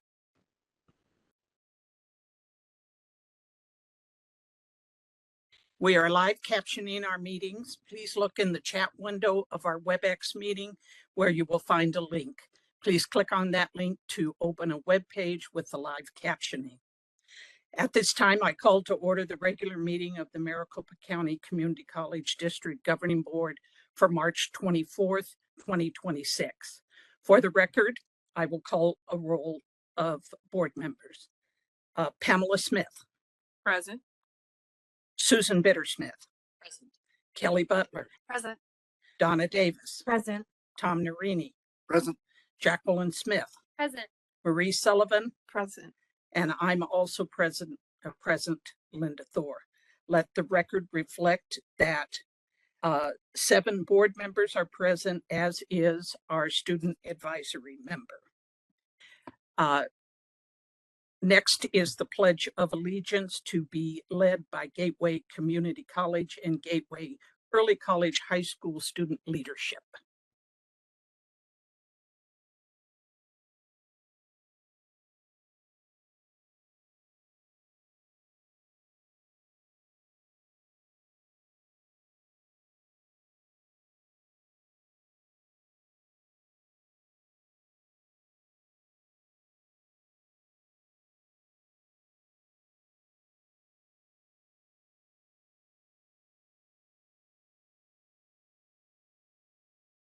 We have 3 substitutions tonight. Mr. Jason Weinstein for Valerie Jones, Dr. Christina Scott for Dr. Veronica Hippolito, and Debbie Bali for Kate Smith. And now we'd like the Gateway Community College and Gateway Early College High School leadership team to return for your presentation.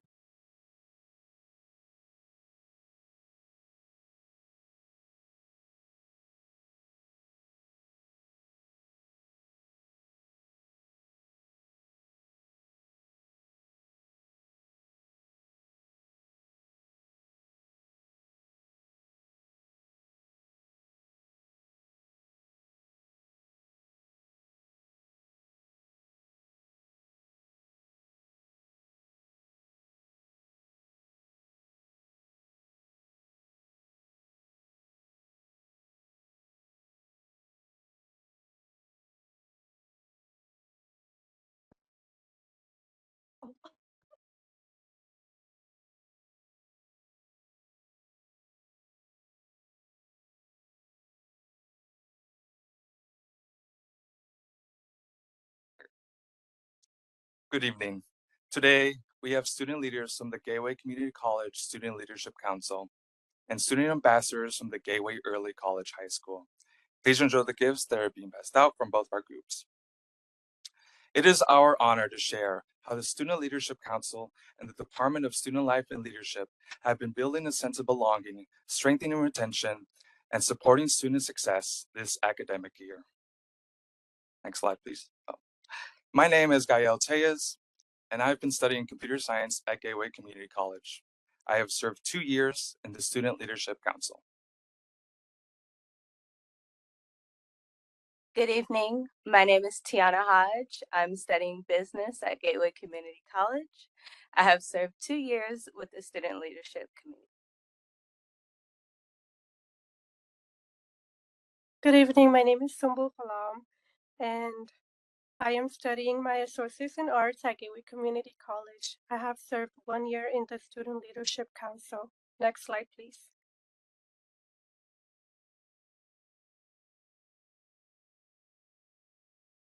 This was a year of innovation, carrying on traditions, and building a legacy to pass on to new council members. Student Leadership Council is proud of the signature events we have led this year. From our new signature spirit games in partnership with athletics to our fall tradition of the holiday buffet. These have created a sense of community and pride at Gateway among students, staff, and faculty. This year, our holiday buffet included our community by inviting Gateway families to eat at a reduced cost. We served over 180 students, employees, and family members. This May, SLC will have more than 7 members graduating and transferring to pursue a bachelor's degree program. Since over half of our members will embark on a new journey, this informed us to start a recruitment marathon at the beginning of the spring semester. With the support of our advisors, we tabled across campus and launched an email campaign, resulting in a 277% increase in engagement with SLC. This past summer, our Student Life Center transformed into an active hub on campus.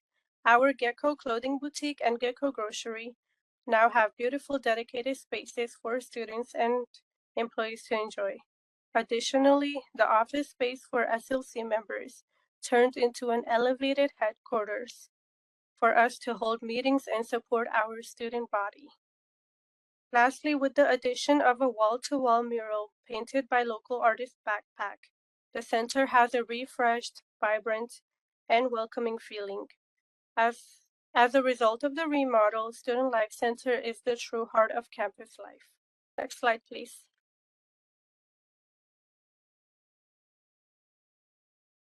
Next, we would like to share with you a few goals we have been working towards this year.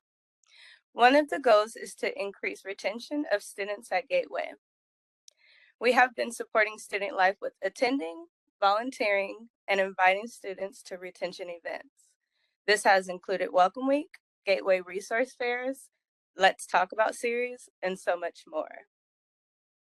We understand the need for on and off campus resources for the success of students.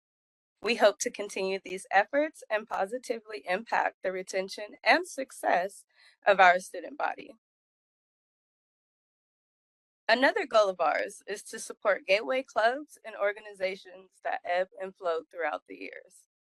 Being an SLC myself, I have felt a greater connection because I am informed about resources and opportunities through the college.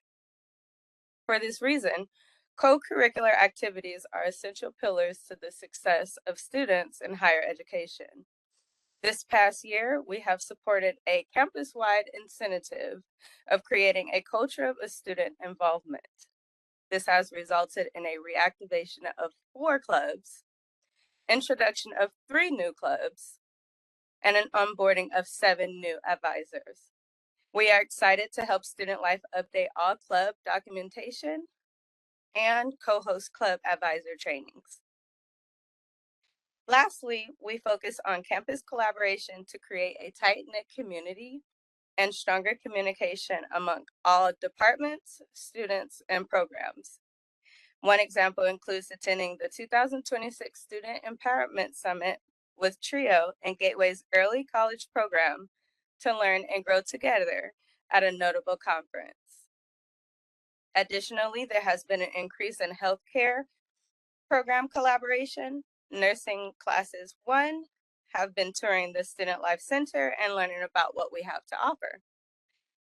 Our OTA program completed volunteer service with us at our St. Mary's food distribution last month. We are excited to work on our goals and see the impact. Next slide, please.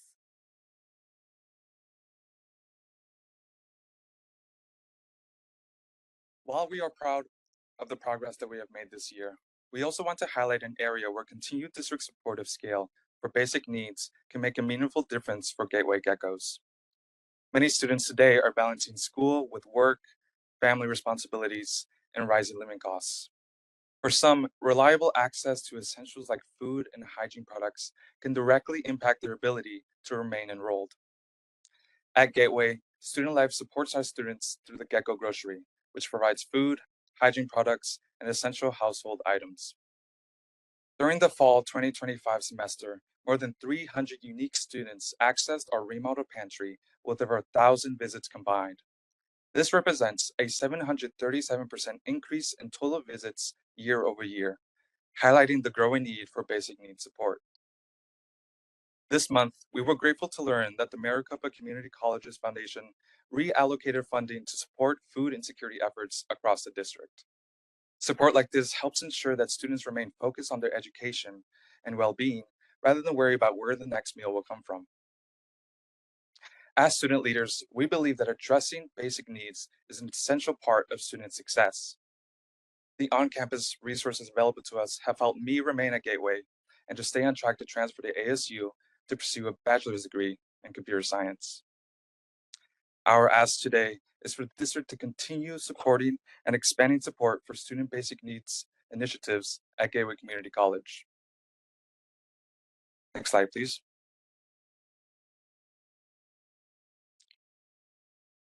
Thank you for your time. We are pleased to introduce the Gateway Early College High School student ambassadors who have been nominated by their teachers to be here today.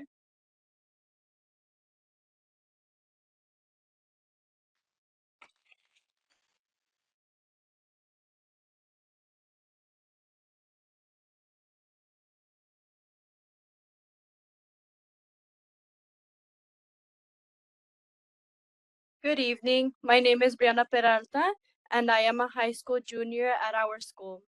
My current career aspiration is to be a defense attorney. Hello and good evening. My name is Camila Jamali, and I'm also a junior, and I've been with Gwetches for 3 years. My current career aspirations are to become a medical scientist. Good evening. My name is Aliyah Mohammed, and this is my first year at Gateway. I'm a sophomore in high school, and my current career aspiration is in the field of biomedical engineering. Hello, my name is Aliyah Omar, and this is my first year here at Gateway. My current career aspiration is in the field of forensic science. Next slide, please.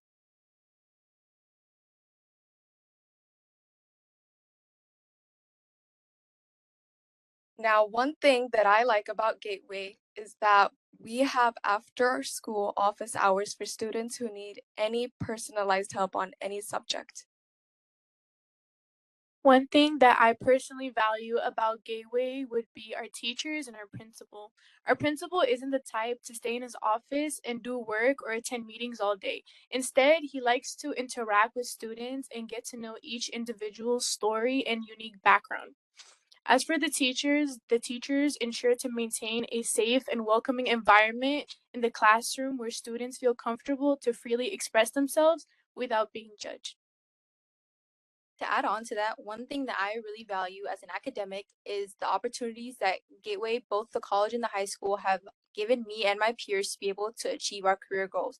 Personally, I've been able to take higher level courses such as general chemistry and pre-calculus, which help me and peers around me work towards our career goals.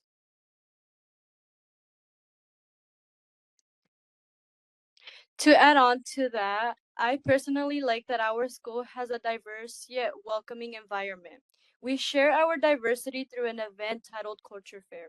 In this event, all junior high school students research a country and represent it and present it to college and high school members. Next slide, please.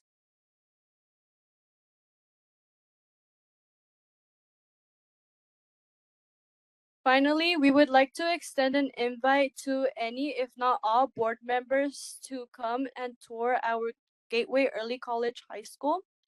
Our high school has the smallest teacher-to-student ratio, which is a good way that makes a difference to our school and provides a good academic excellence. Furthermore, we would also like to extend an invitation to any, if all, board members to come to our graduation for our high school on May 21st at Phoenix College.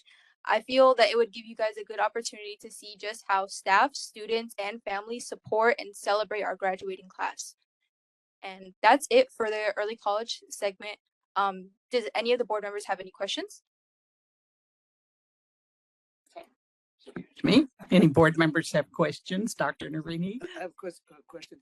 On the picture with the all the students and staff, I'm just curious about that staff member, the second to the left.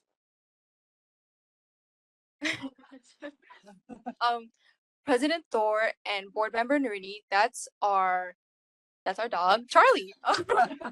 He's a service dog for one of our teachers, Mr. Wearsome, but he's also open to students, and students are welcome anytime to come pet the dog, say hi to the dog. He just kind of roams around our school. Thank you. Good question. Ms. Sullivan? Thank you for your presentation this evening, both the college and the high school. And so you invited us for a tour. Who's going to coordinate that? President Thor and board member Sullivan, it would be through our principal, and Okay. it would be led by us four. So you would Wow. get a hands-on experience with us for guiding you through our school. Well, we had a great experience at PC High School, and now we'll look forward to another one at Gateway. So we'll wait to hear from someone with some options so that we can coordinate, because I'd love to visit you at your school. Thank you again. And who's this guy over here? Well, okay. Does he speak? But you're a great mascot. Thank you. Well, thank you again for your presentation Thank you. this evening, all of you. We have one more question from our student trustee, Pamela Smith. Thank you, President Thor. This question is for our Student Leadership Council. Thank you. So just for me, is what does effective student leadership look like for you in the next 1 to 2 years? And how can we start building on that now? President Thor, Board Member Smith. I think student leadership feels like we need students to be able to communicate effectively with teachers and staff, as well as their fellow peers. We also need students to be able to come in, do their best work, and not only boss around other people, but also communicate and explain what their decisions are and be able to work in a team. I think that's very important in student leadership. Thank you. We want to thank all the student leaders and ambassadors for joining us tonight. You're certainly welcome to stay for the rest of the meeting. However, we also recognize that you probably have homework and studying to do. So if you choose to leave, we will not be offended. Thank you very much for coming. Thank you.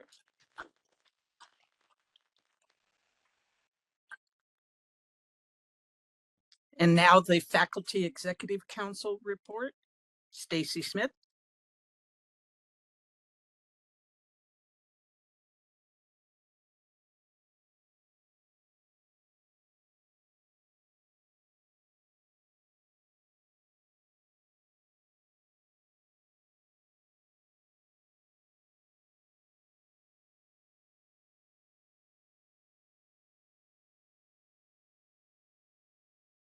President Thor, members of the board, Dr. Gonzalez, members of the Shared Governance Executive Council, and guests.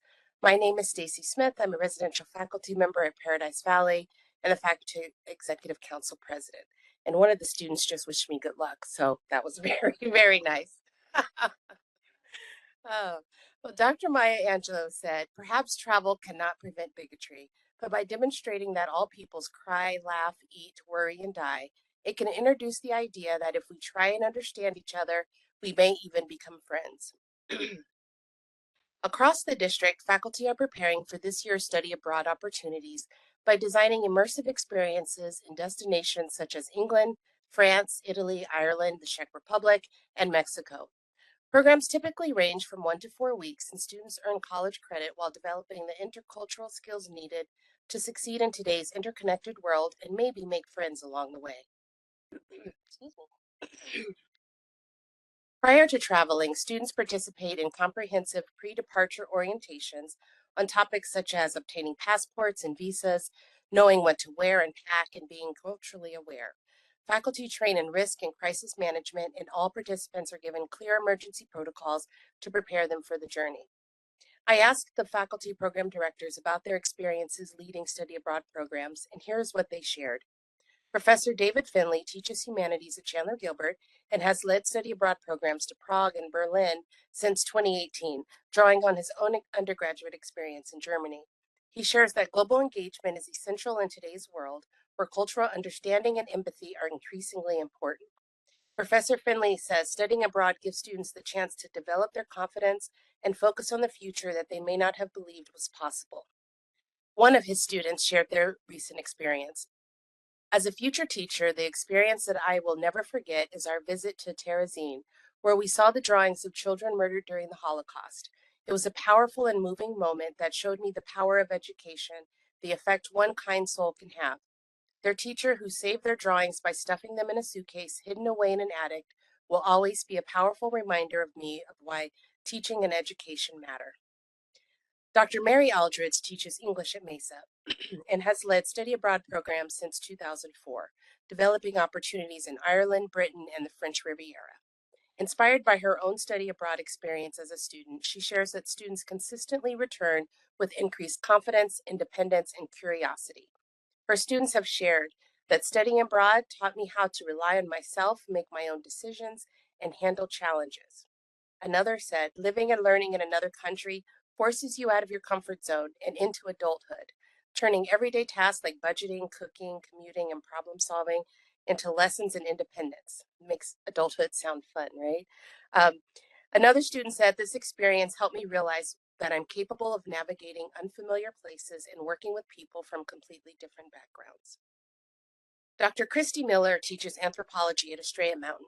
She shares that through study abroad opportunities, students learn to understand and appreciate cultural differences while recognizing shared human experiences. She says students are seeing news, feeds, videos made by people from all over the world. Digitally, the world has become much smaller, and understanding how the world is different but also the same is important for everyone. Dr. Miller also shared that students frequently describe these experiences as life-changing, where students gain the confidence to try something new or apply for something they may not have thought was possible. And lastly, Professor Lindsay Peterson teaches art history at Mesa and is a strong advocate for study abroad opportunities at the community college level, where many students may not otherwise have access to international experiences. She shares that studying abroad brings learning to life, where students move beyond textbooks to directly experience art, culture, and global industries. She also shares that students gain confidence and resilience. I notice there's a theme here, confidence, right, in all of the students. One of her students said, I became very open-minded. All of a sudden, my world got bigger. I get anxiety talking to people, but being forced to talk to the locals to get help has really switched my confidence and perspective. Another student noted, my perceptions changed the way I want to live life when I go back home. While these opportunities are life-changing, they also are costly and are made more accessible through the support of the Maricopa Foundation. To date, there are 3 key scholarships that have collectively awarded over $31,000 to students to participate in these programs. A student shared, study abroad lets you see what you're learning. Every street, conversation, and site becomes a lesson that turns ideas we discuss in class into real-world understanding. It's clear that study abroad programs at MCCCD are not simply summer trips. It is where learning becomes lived experience. The programs give students the confidence to step into unfamiliar spaces, the skills to collaborate across cultures, and the perspective to understand their role in our complex world. Thank you. And are there any questions? Thank you. Board members, any questions? I have a quick question. Yes. Do you know roughly what percentage of Maricopa students complete some sort of study abroad experience? No, I don't. And I could look that up. I know not every campus has the opportunity, and typically there are about 8 to 10 students a time that can go. And with COVID, that changed some of the programs. And actually, currently this year, with some of the conflicts going on, some programs had to be canceled. So there's some fluctuation, but I can circle back with you on that. I'm curious. Thank you. Dr. Narini? It's not a question, but it's just a warning. I went on a study abroad program at MCC when I was a student way back when. And if anybody knows my, schedule of travel, it can be addictive. So, yes. Thank you for that comment, and thank you for an interesting presentation. Thank you. Next, the adjunct faculty group. Kim? Thank you and good evening. Good evening, President Thor, governing board members, Chancellor Gonzalez, members of the Shared Governance Executive Councils, and guests. Spring has sprung, and many of us are seeing the growth in our endeavors, whether that be through teaching our students the tasks we work at, both personal and professional, the seeds we plant in both ideas and reality. And I will say my sunflowers, basil, tomatoes, and spinach are all growing, so I'm happy about that. One seed I did not realize I planted came recently. I teach a design self-promotion class in the art department at Phoenix College, and one of my students stayed after class a few weeks ago to talk to me about some concerns he had and a question about taking a different class that I was teaching. And then he segued and he goes, "Can I ask you a question? I'm really worried about my math class. I don't teach math." But we ended up spending the next 40 minutes or so chatting about his class and how we could allay some of his fears. And I tried to give him some support and said, have you talked to a math tutor? Only if nothing else, just to have them give you some support so you'll go in feeling more confident. Here's some of the things you might try. And we had the most wonderful time talking. And about a week later, I got a thank you note in the mail, or rather in my inbox, and realized that the seed I'd planted by giving him support came back to me, and he said, "I feel so much more confident now after talking to you." And I wanted to share that because it really helped me a lot in the last week. And so I realized that this is the thing that we work for. And this is the fruit that we hope to bear from the seeds that we plant. Besides that, I've been asked to serve on several committees and task forces in the last month, including the search committee for the chancellor, the academic master plan team, and the adjunct eligibility work group.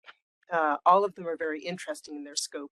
And I will say the adjunct eligibility work group has significance to some of the other advocacy and work I've been involved with for the adjunct faculty here in the district, such as sitting on the adjunct faculty professional growth review team.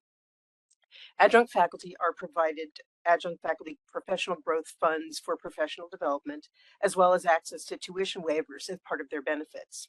In this work group, we're considering how best to define eligibility and develop a better comprehensive structure for how to access these benefits for all adjuncts.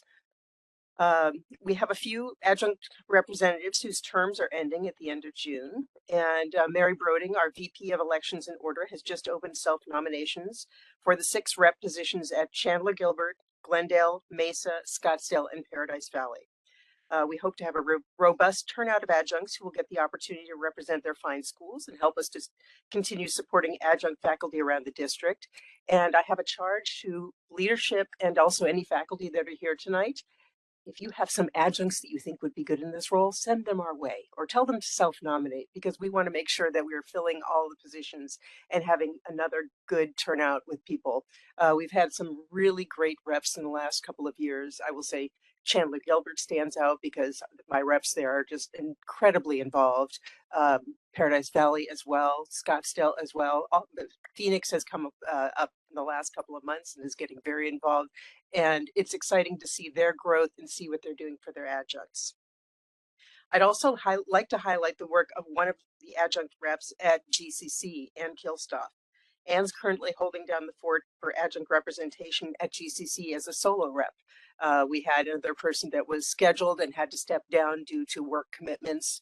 And while we run the election for the open position, she's doing all the work herself. And currently she's managing the review of the nominees for our Outstanding Adjunct Awards with a team of other people there.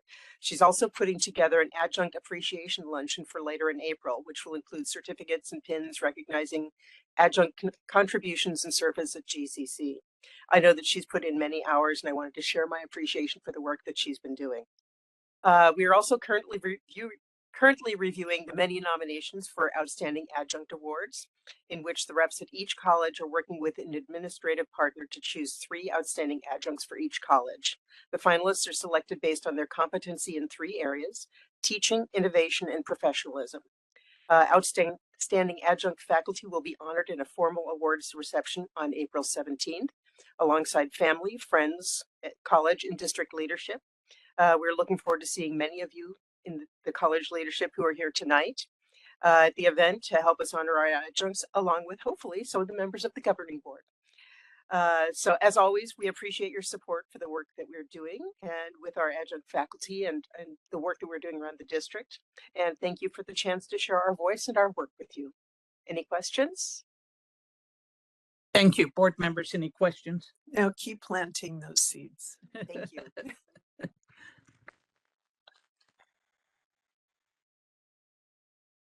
Now the staff representation report. I see Tony, but I don't see Jason. So you're a solo act tonight? Thank you, President Thor, members of the board, Chancellor Gonzalez, members of SGEC, and honored guests. Yes, Jason he woke up this morning not feeling well. He's going to try to make it in. I told him to stay home. Next slide, please. Staff representation has begun its representation election cycle. We are currently in the staff nomination process, which will conclude on April 21st. We have one more town hall associated with the election cycle scheduled for next week. The election period will be May 5th through the 9th. And then with representatives beginning their 2-year terms starting July 1st. Next slide, please. I'd like to congratulate our employees for being recognized by the League of Innovation by receiving the League of Excellence Awards. I must point out that one of our own staff representation centers, Whitley Abrams, was a recipient this year. Next slide, please. I'm going to go fast.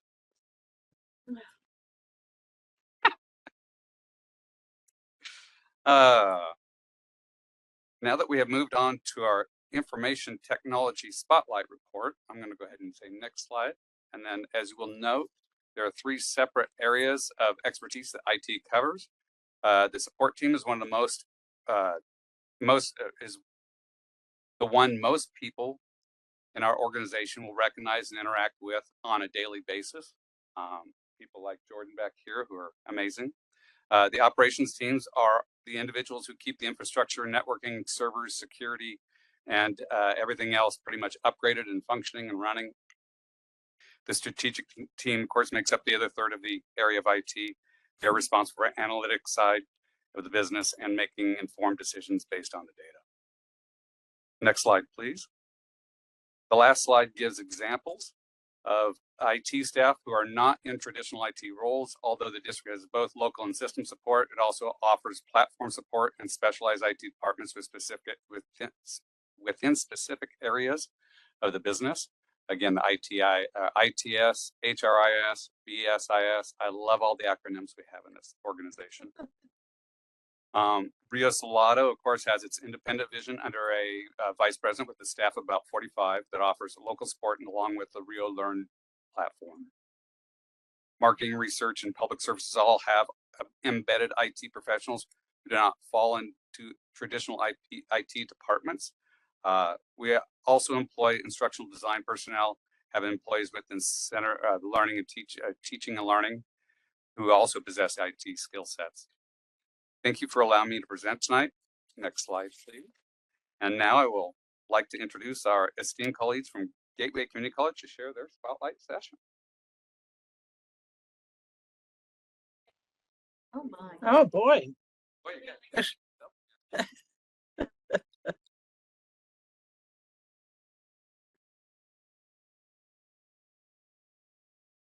Thank you.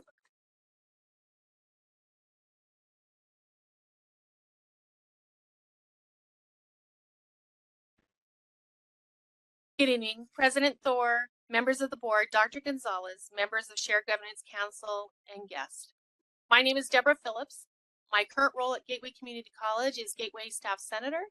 I also am privileged to be able to be part of Gateway Community College's advising team. I advise all of our clock hour healthcare students, and I love it.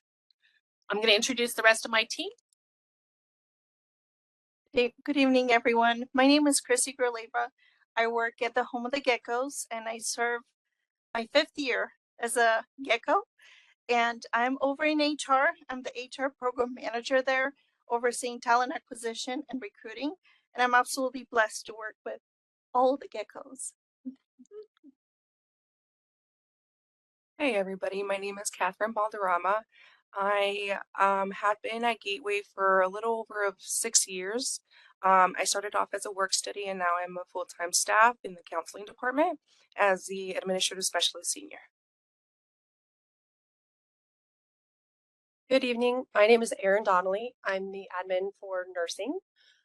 This is my first year first full year as a staff rep. I did half of the year last year. Good evening. My name is Kristen Pingree. I joined the staff rep team last July, and I have worked at Gateway for over 6 years now. And I am a program coordinator for the MyCAPS division, which is also in the nursing area.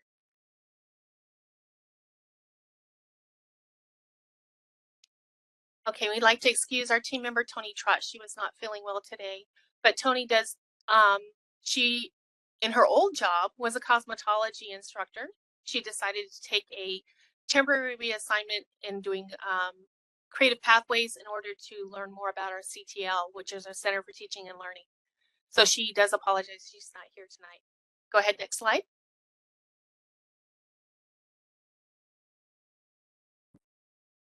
So,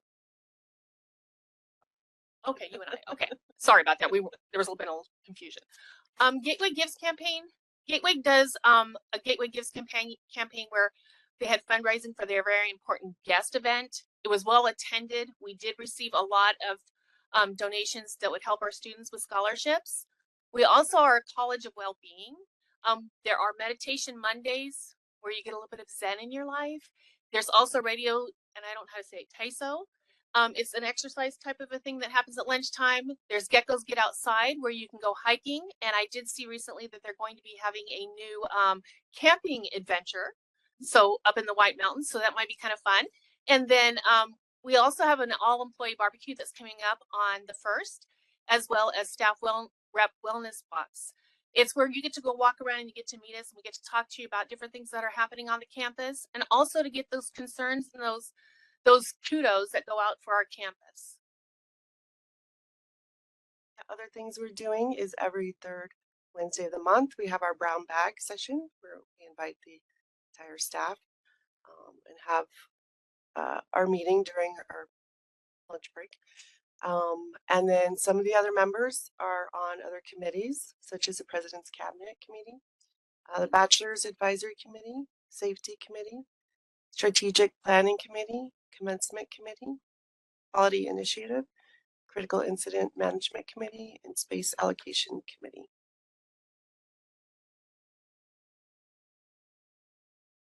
And then the last one is one of the things we are finding that we do have a struggle with is morale building. We do have a problem with that in some of our areas. So we are trying to do these positive type of events and these transparent brown bags that will allow our staff to understand a little bit more from a bit different lens or the bigger, higher lens as to why some of the changes are occurring. So that way we can keep them in a positive positive frame of mind. There is some employee participation that we don't get everyone out. That's our biggest struggle, I think. We don't get everyone out. We can't always get everyone because they're working, go figure. But by that same token, we do want to make sure that our staff is well versed. So we do send out notifications, emails, different things so that they understand what's going on and how we can support them. Next slide, please. And we will share now some shared governance in action and practice. How do we do shared governance at our campus? Well, we have bi-weekly meetings with Dr. Diaz, who is our college president. In those meetings, we get really together as a team. We discuss important topics for our college, any concerns or anything. And it feels really nice to be included and to be part of that and to have that flow of communication. So we're very grateful that we're included on a consistent basis bi-weekly with our president. We also have in-person campus popcorn and chat sessions in various Gateway locations.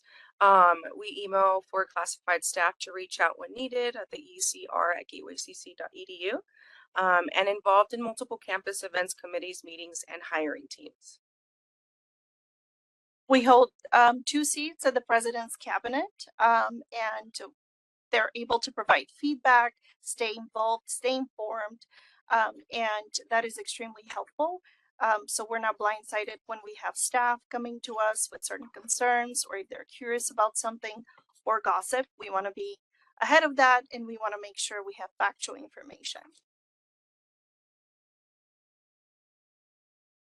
We also have multiple campus events, and I think that something that I am seeing transforming, wearing a double role as an HR as well as a staff rep, is tricky enough as it is.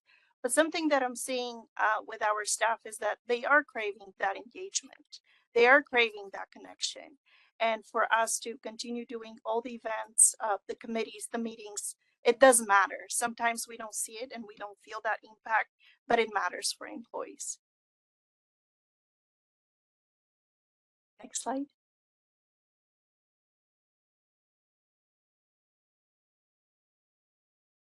And these are some pictures of events that we've put on or attended. So first is the very important guest event that went along with our Gateway Gives campaign. And then to the right of that is our root beer floats that we did in the summer. That cool green cup that is in there, I think you guys all got one. When you put something cold in it, it turns blue. Yep.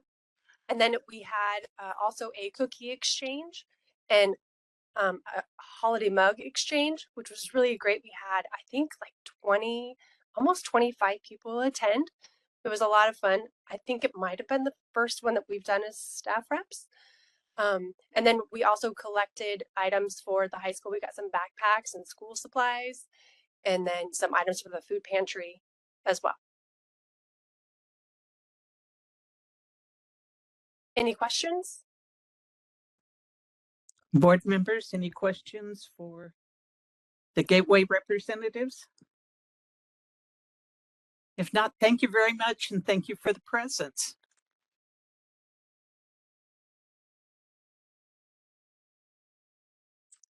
Now the Chancellor report. Dr. Gonzalez, would you like to introduce the presenters on Basic Needs Strategy Team Update?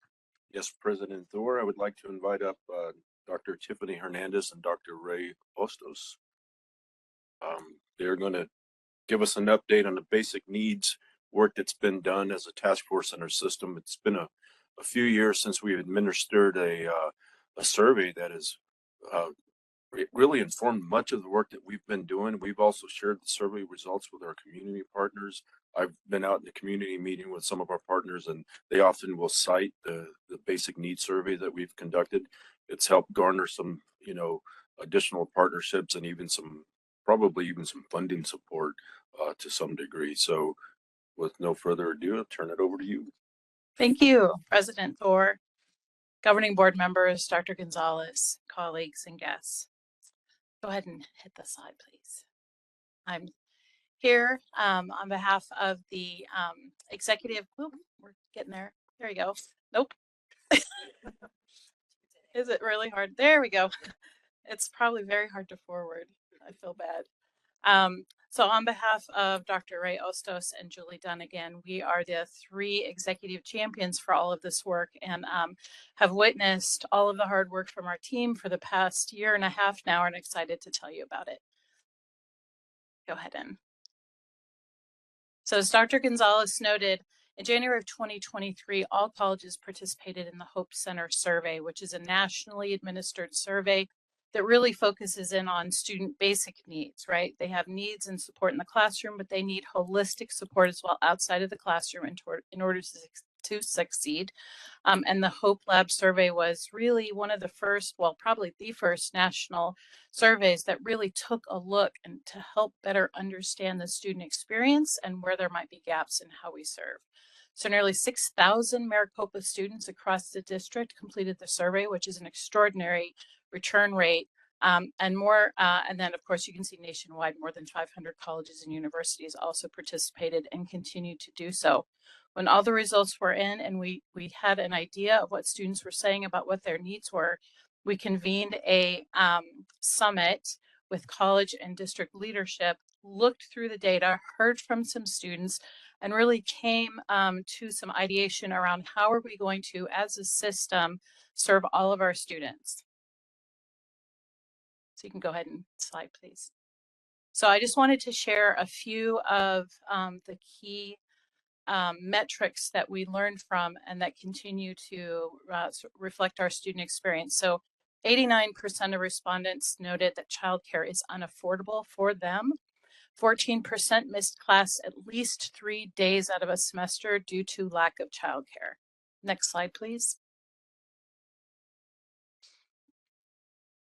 In terms of food and housing, 43% experienced food insecurity, which is essentially a measure of, did you feel you needed to skip a meal sometime this month in order to make ends meet? 53% experienced housing insecurity, and almost 15% of our students experienced homelessness at one point during the previous semester. Go ahead. So what I wanted to do, and I'm so glad that we got to hear from the Gateway students and they told you directly what their experience is with their needs and the way that Gateway really has come to the table to support them. I wanted to go ahead and just give us all a reminder that every single one of those data points that we just listened to represents a student, a human life, a family, and a community. And it also represents a dream yet achieved, which we are trying to help them to do. So in order to bring the survey data into focus, I just want to share 2 very brief stories from students we've interacted with lately. So, and both of these students were very happy that we shared their stories. So Keith Holden is a political science student at Glendale Community College, a member of the White Mountain Apache tribe, and someone in recovery from alcohol use disorder. At the beginning of the fall semester, he lost his job, and as a result, he lost his housing. He experienced homelessness at the start of the semester. He was also facing food insecurity and transportation barriers.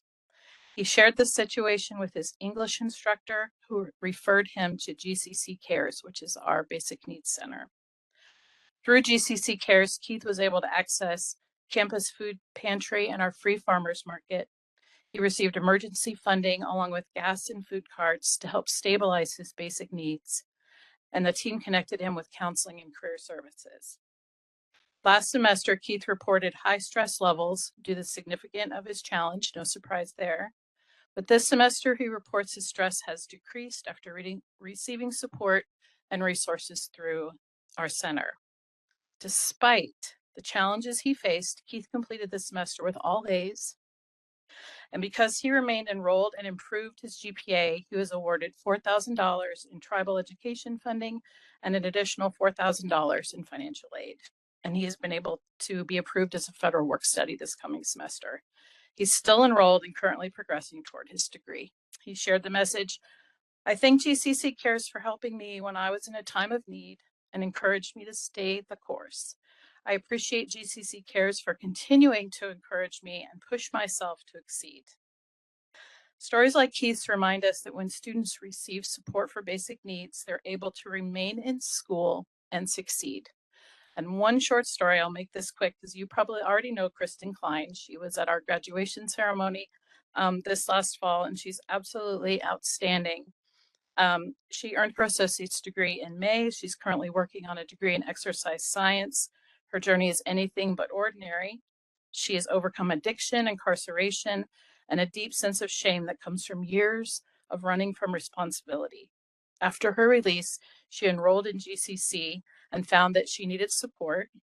She received support from the food pantry, emergency funding, grocery support, and all of this was accessed by having multiple conversations with her business faculty member who connected her with the services. She's clearly doing very well. She's graduated. She's working on her second degree. She's actively involved in her community, has been doing speaking engagements. Just recently was at ASU speaking with students and had a wonderful time. She's determined to change lives, disrupt broken systems, and rebuild hope. Next slide, please.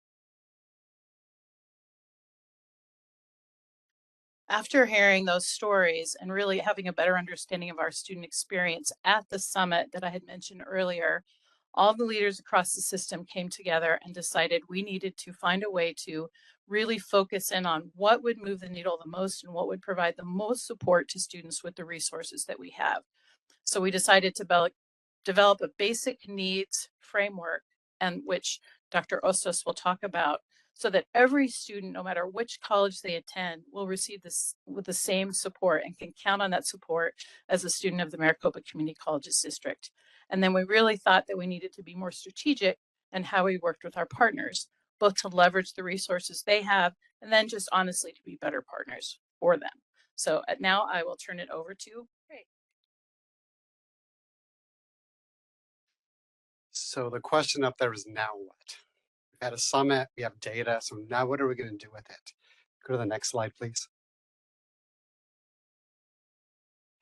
So in 2024, we formed the Basic Needs Strategy team. It's made up of representatives from the foundation, the colleges, and the district office. So this is one slide. You can see a few faces up there at one of our meetings. You can see Deanna up there smiling. Go to the next slide, please. And through assistance from the college presidents, this team was formed. This is the latest team. We've had some come and go, but this is where we are right now. And as you can see, there's deans on it, vice presidents, institutional effectiveness, institutional development. We have student life, we have faculty members. So it's a little bit of everyone, but all 10 colleges are represented on this group. So they're fantastic to work with, and we'll talk about some of the accomplishments that we've done over the last couple of years. So Dr. Hernandez talked about framework. One of the outcomes from the summit we held was we're kind of doing 10 different things. What can we do that's consistent? There are varied levels of support, staffing and resources. What is the baseline service that we should provide? And what kind of a system framework can we put together to help us move forward? So over the last year, we developed a framework with our group on what are some things that we could do consistently to serve our students. And we shared this with our operations governance council last year to get their endorsement and approval. We had questions and we made some adjustments, but thanks to CEO Bone, we moved forward, and we go to the next slide. So this is the framework that we've put together. There's 3 different tiers. Most colleges are already at tier 1, having some type of food assistance. Some have clothing closets. Some offer transportation through bus passes, increased emergency funds. And I'm going to do a shout out to the foundation, because in the last couple of years, emergency funds have really shot up and the funds get used. And so thank you to the foundation. SNAP outreach, we have a SNAP outreach coordinator. We also work with partners, and then all of our colleges offer non-clinical counseling. So that was identified as tier 1. Tier 2 is everything from Tier 1, but we'd like to add DES trained assisters, and these are individuals that receive extra training to help our students access benefits. Some colleges have trained staff already. We have a couple at the district office too who are able to help students. Technology, internet access, trying to make sure everyone has what they need. Health resources, connecting with partners, promoting resources. And then some colleges have social workers already. Some do not, are working on it, but that is what we'd like to get to level Tier 2. The third tier is future support, childcare, housing, transportation. These are some really big items. Housing, I don't know if you know, but rent's expensive. Have you seen that? Or trying to buy a house. It's very expensive. So working with partners on try to address these areas. And as we go through these, we realize Maricopa can't do it all. We can't do it all. We're not equipped to do it all. But there are some agencies, groups, and organizations who can. So working more closely with them. One example, Save the Family, they're having an opening for the Phoenix Scholar House. Some of our students are going to live there, and they're going to get subsidized housing. I think the grand opening is next month, but that's just one example of a partnership. Next slide, please. So the next thing was partners, and we brought together key partners from around 25 organizations to meet with college presidents and staff on, okay, how are we working together? How can we best work together? We also shared with them the Hope Center data, which they were impressed that we actually had data on basic needs. So we shared the data, and then Deanna facilitated a lot of activities as far as what does it mean to be a good partner? How can we work together? What else should we be doing? Next slide. So our partners had a lot to say about us. One of the things is that at times Maricopa could be a challenging partner, came out. We're big, we're 10 colleges, we're all over. But the one thing that did come out is we want to work with you, we want to do it, we want to do it strategically. So these are some of the recommendations. When it comes to some partnerships, district-wide IGAs or MOU, instead of doing 10, can we do 1? And we do that with St. Mary's Food Bank already. We do it with United Food Bank. So we have examples at work. Clearly outline what Maricopa provides and what it relies on partners. Like what are we doing right now and what could we be doing in the future? Schedule follow-up meetings. So we just don't want to hear from you once a year. We want to hear from you more than once a year. And it should be a back and forth partnership, not only what we can do for you, but what can you help us with? Aligning advocacy efforts with some of the basic needs coalitions that are already occurring. There's a food bank network that's already in existence. How can we work more closely with them? Identifying key contacts at the college. If we want to work with you, who should we go to? Like, there's not like a basic needs person per se on each campus. And then plan future focus summits where we could really get into deep discussions. Next slide, please. So as we speak here, April 9th, we're having one of our first focus meetings, and it's on food insecurity. We invited St. Mary's Food Bank, United Food Bank, there's a coalition food bank, Agua Fria, Matthews Crossing. There's like 6 or 7 we've invited. St. Vincent de Paul, and we're going to sit with them, and the college staff that actually work with the pantries and work with food distributions to sit and talk with them. What is working? What is not? And what are some other areas that we could innovate and do things together? So that's going to be coming up April 9th. So we're following up. We're really excited about that first focus meeting. Okay. So with the team, next steps, things that we're working on now and in the future. Working with the colleges on consistency and framework implementation, trying to get everybody, I think just about everyone's at tier 1. Can we start getting into tier 2?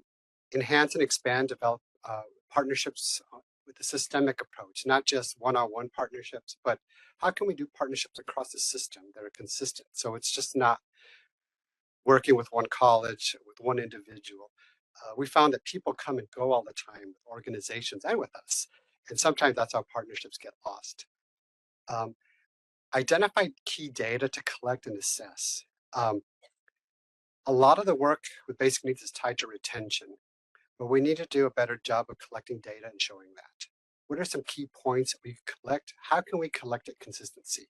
So we'll be meeting with the IE group to really help us to define that. And then the last thing is, thanks to Dr. Hernandez and Chancellor Gonzalez, we will be participating in the 2027 Hope Center survey. The last one was 4 years ago. A lot has happened since then. So our plan is in January to distribute the survey. This fall, we'll start promoting it, putting a strategy for getting it out.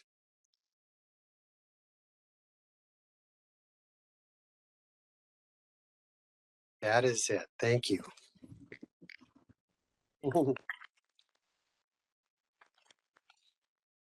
Thank you very much for the presentation, and particularly thank you for focusing on basic needs. Do any board members have any comments or questions? Yes, Ms. Smith. Sorry.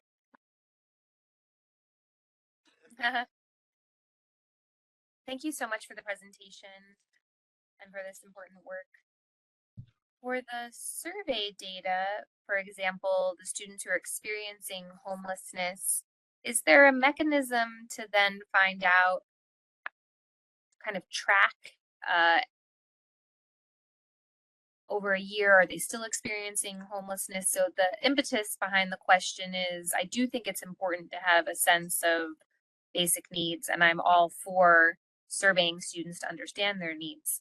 I also want to be able to assess the change over time and our impact over time. And surprise, surprise, part of it's because of philanthropy, which I always talk about. So can you talk to me about the mechanisms that we have? Like maybe the HOPE survey is more of like a baseline survey that we use, but then what kind of instruments do we have available to assess progress over time? So President Thor, Ms. Smith, we have the data collection that Ray was talking about is key to being able to understand if we're making an impact and also how to better tell our story. So all of the work that I'll just give an example from Glendale because that's my immediate locus of understanding. All of the students that we work with, we case manage their need. So we have hired a social worker. That social worker has the ability to supervise interns from local BSW and MSW programs around the city. So that whole entire team is working with students. We collect all of the information about the case, their needs, their responses, and that type of thing in a case managed data system, which I've just completely forgot the name of. But at any rate, we're tracking that, right? So, and then we'll be able to also link that to their success data, right? So you see over time, are our students being retained compared to students who did not seek those services? And really being able to tell our story to funders, to grant and put those in grant applications and all the different places. So to your immediate question, we only know if students are experiencing homelessness and other needs if they self-disclose and those students come to our centers and we're able to track for them. And one related follow-up, in the meeting that you're having in April with the various nonprofits, to what extent might there be a discussion such as how do we want to address these systemic level changes, such as what would it look like for a coalition of us to work on the affordable housing issue? So I'm wondering, to what extent do you want, and this could be, that is out of scope. To what extent is the aspiration that convening these groups, I saw ideas and innovations and I thought, what might that mean over time? Thor, Member Smith, we're starting with food insecurity with this April 9th one. Not that it's low hanging fruit, but it's one of the ones we have history with. So we're going to start there, but the next one will probably be on housing. And that's where we'll bring in different groups and dig a little deeper into that. But our hope is to have a systemic strategy on what should we share with students? What can we share with students? Are there opportunities to share resources with them? A lot of times it's like immediate housing, emergency housing, and it's hard to come by. You have to, some groups, you have to fill out this paperwork and we'll get you in 3 weeks. Like that's not going to help them. So we're starting out with food insecurity this first meeting, and then we'll go into the other ones, and housing is probably next. Thank you very much. Dr. Gonzalez, your update? Thank you, President Thor. And again, thank you to the tri-chairs on that, doing really important work. And if there's anything that came out of the pandemic that could be seen as a positive today, it's this work. And it's the collective conversation that has been going on since then to better serve our students, and that sort of 360 approach that we're taking. We understand there are limited resources, money-wise, people-wise, but we have found through partnerships we can really extend our reach. And I think the data will show that those students who are taking advantage of the services that are being provided will benefit and likely have higher retention and persistence rates and thereby completion rates. So thank you all for your good work there. Continuing on with my update, since Gateway was the student life presentation today, I'll give you some information about Gateway. Spring enrollment is up with a head count at 4,971, which is a 2.7% increase from last spring. And clock hour enrollment projected to reach 881, exceeding last year's 822 by 7%. Gateway will celebrate a milestone in May 2026, graduating its first group of bachelor's degree students with 39 graduates, 20 in nuclear medicine, and 19 in nursing.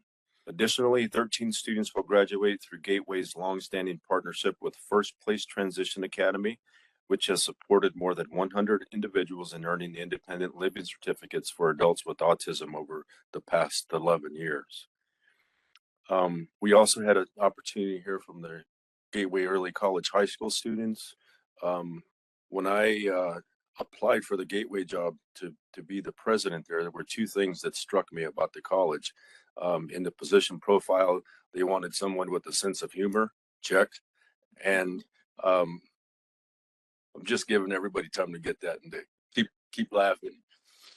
And it had an early college high school on its campus. I'm a former high school math teacher, and I know that when you raise the bar, the expectation, the students will always arise to that. And so this clear evidence in the data that I'm about to share about the high school here, they continue to receive or achieve remarkable success. The class of 2025 earned over 3,600 college credits and 38 associate's degrees. This academic year, 333 students are enrolled and on track for similar outcomes with 25 associate degrees anticipated, including one student completing both the AA and the AS, one CNA certificate completed, and 4 11th grade students finishing certificates this semester, 2 in CNA, 2 in basic automotive services. So congratulations to those students. Continuing on with some college highlights and points of pride, through a $2 million appropriation from Senator Mark Kelly, Gateway will expand medical radiography training to Estrella Mountain with future plans for PVCC and potentially Chandler Gilbert Community College to address workforce needs across the valley. So that's a great collaborative effort there. Gateway will relaunch its radiation therapy program in spring 2027 through a sponsorship model with Ironwood Cancer and Research Centers and Arizona Center for Cancer Care funding operations and serving as clinical training sites. Gateway has launched a new partnership with United Integrated Services, the largest electrical contractor for TSMC, to offer an electrical apprenticeship program with 23 apprentices currently enrolled. Gateway received a $500,000 gift from the family, of former nursing team member James, also known as Sim Jim Wright, who pioneered the college's simulation training lab. His legacy will be honored at an April ribbon cutting for the newly remodeled simulation lab. For the system, enrollment is up 3.8% from this time last year. Total attempted hours are up 5.2%.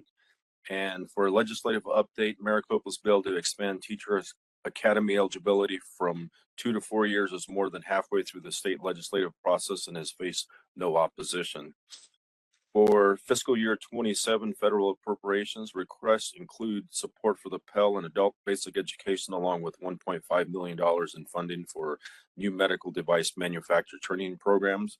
And in the coming month, April 15th, we will host Maricopa Community Colleges Day at the Capitol to deliver a unified message advocating for the restoration of operating aid.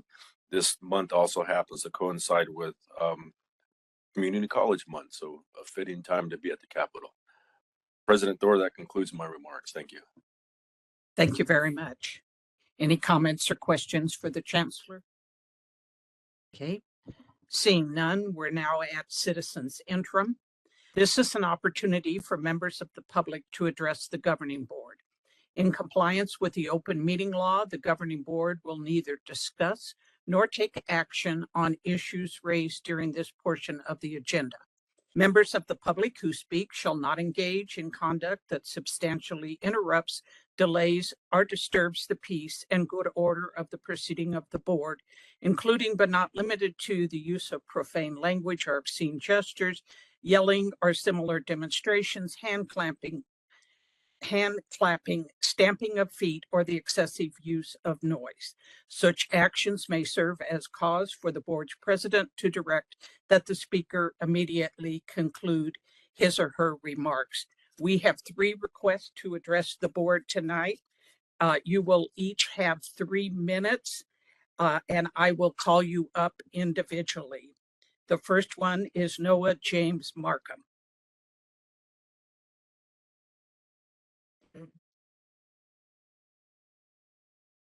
Hello.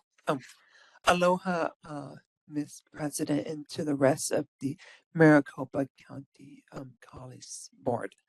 My name is Noah James Markham. I have a concern as being a person with a disability that I can't get my accommodations at Mesa or Chandler Gilbert Community College. I've been rejected my accommodations at these colleges, and that includes a real note taker, not technology, to help me. And why do you make the excuse, well, it costs money, when I just want to go to school and learn? But no, you just want me to fail community college. And my other accommodation I requested for was to have someone read to me on my test. And it would be better to have the same note taker and test reader. But that's another expense. That's another excuse. So I hope I am able to use my notes on my test too. And mahalo and thank you for listening to me tonight. And hopefully I'll be able to have my accommodation to succeed as a person with a disability at a community college in Arizona. Thank you. Thank you for your comments.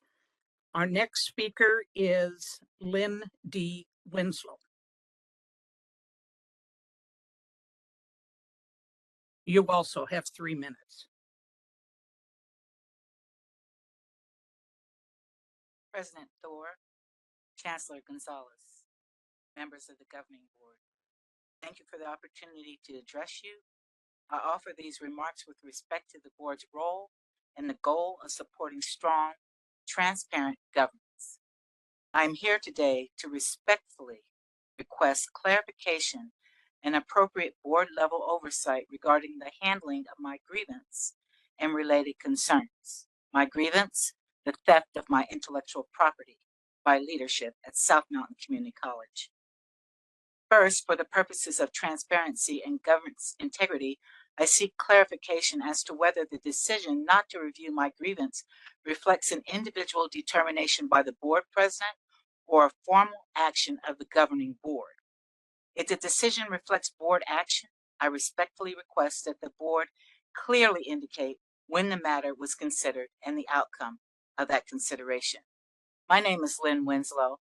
I have a Bachelor of Science in Business Administration with an emphasis on human resource management.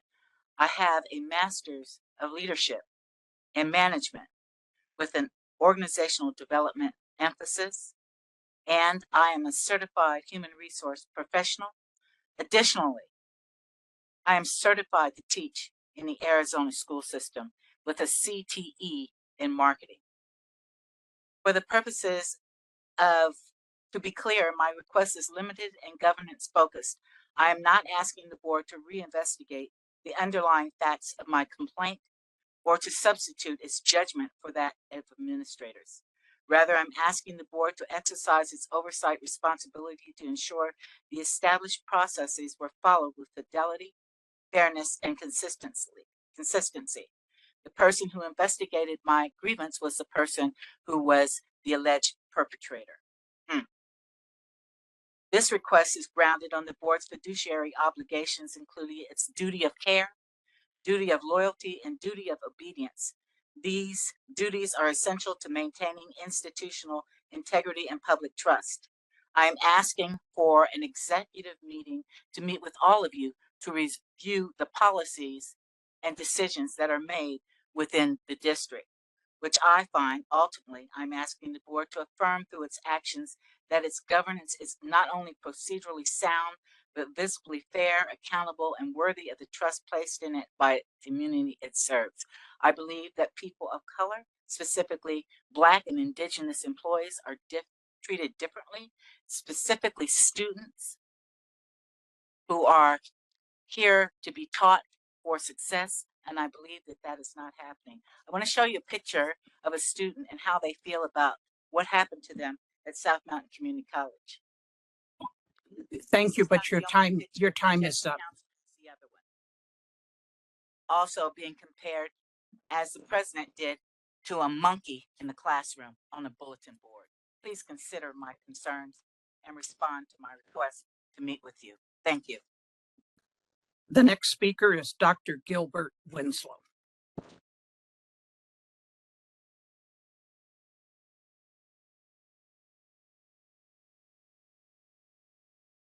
Thank you for the opportunity to address you today, board members, all respected board members.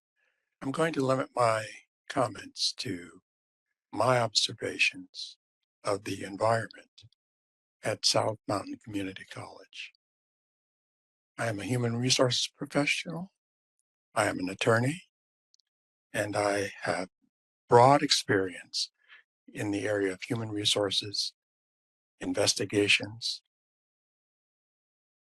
and in the area of civil rights. What I've observed for 12 years at South Mountain Community College should alarm each of you if you only knew what was going on.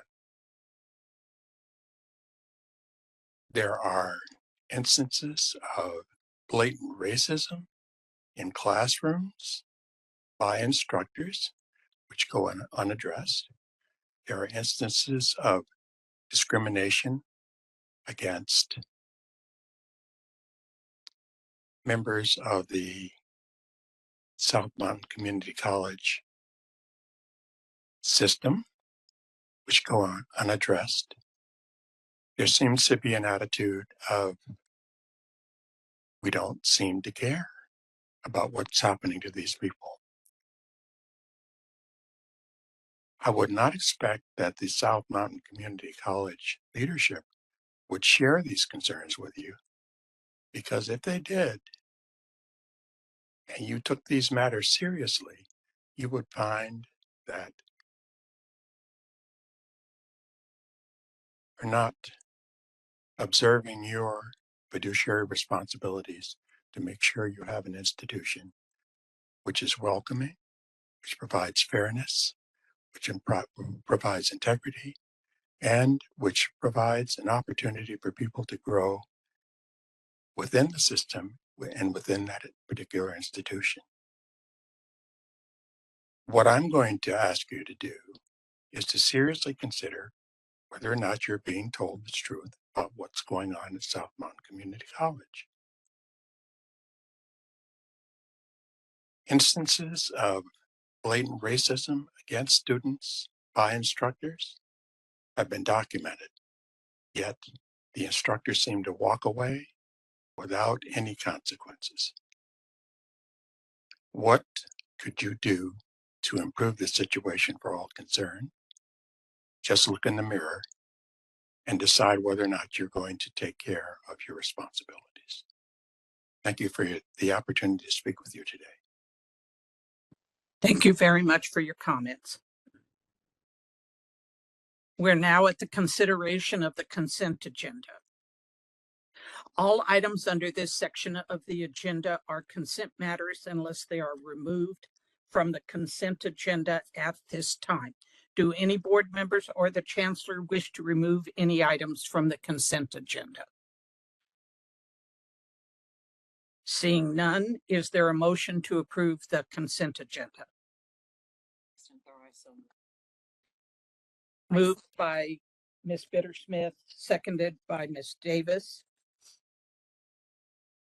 All those in favor, say aye. Aye.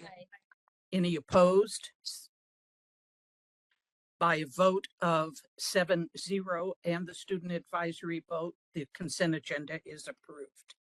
We're now at non-consent action items. The first one is the second read and the adoption of the proposed board policy 2.2.2 board committee structure. Is there a motion to adopt the revised board policy 2.2.2? Dr. Thor, I move acceptance of those. Moved by Ms. Sullivan. Is there a second? Second. Seconded by Dr. Narini. Is board members, is there any discussion? Seeing none, all those in favor say aye. Aye. Any opposed?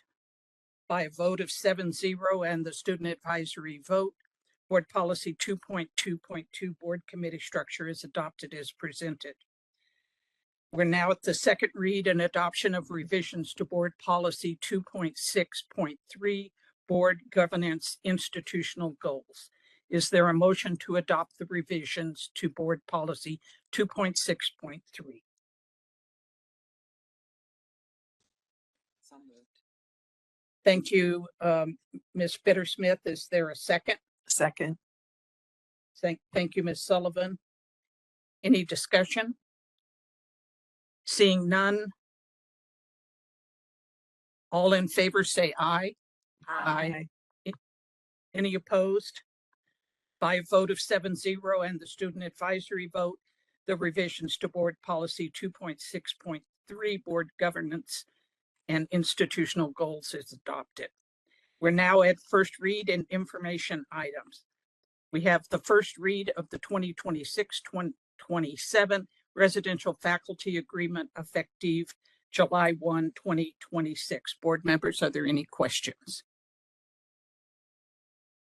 Seeing none, we're at the first read of college assessed course fees 2026 to 2027. Board members, are there any questions? Yes, Dr. Narini. Thank you. This isn't necessarily a first read, it's more of an information section, right? Or correct. Session. Okay. Yeah, my first question, well, what I had as the first question is now more of a comment. So I'm thrilled about hearing about the audit. Thank you. That's exciting. Because I think one of the things that's going to help us do as we push the legislature to reinstate the funding that we have is to show the true cost of an education for our students. We've done a remarkable job, the district as general, to keep our tuition low. And I think if we look at this, the audit's going to find that as the money was cut from the legislature, we've shifted some of that cost to the students in terms of course fees. A lot of the fees, a lot of the funds that used to go to, that students used to get in the classes, from their tuition, is now being shifted to course fees. So I think that's outstanding. But the other audit I was looking at is if we're going to be able to look at the process itself that we're looking at as we consider the course fees and how we go about that process. So is that going to be something else that we're going to be able to look through? I see a nodding over here. So.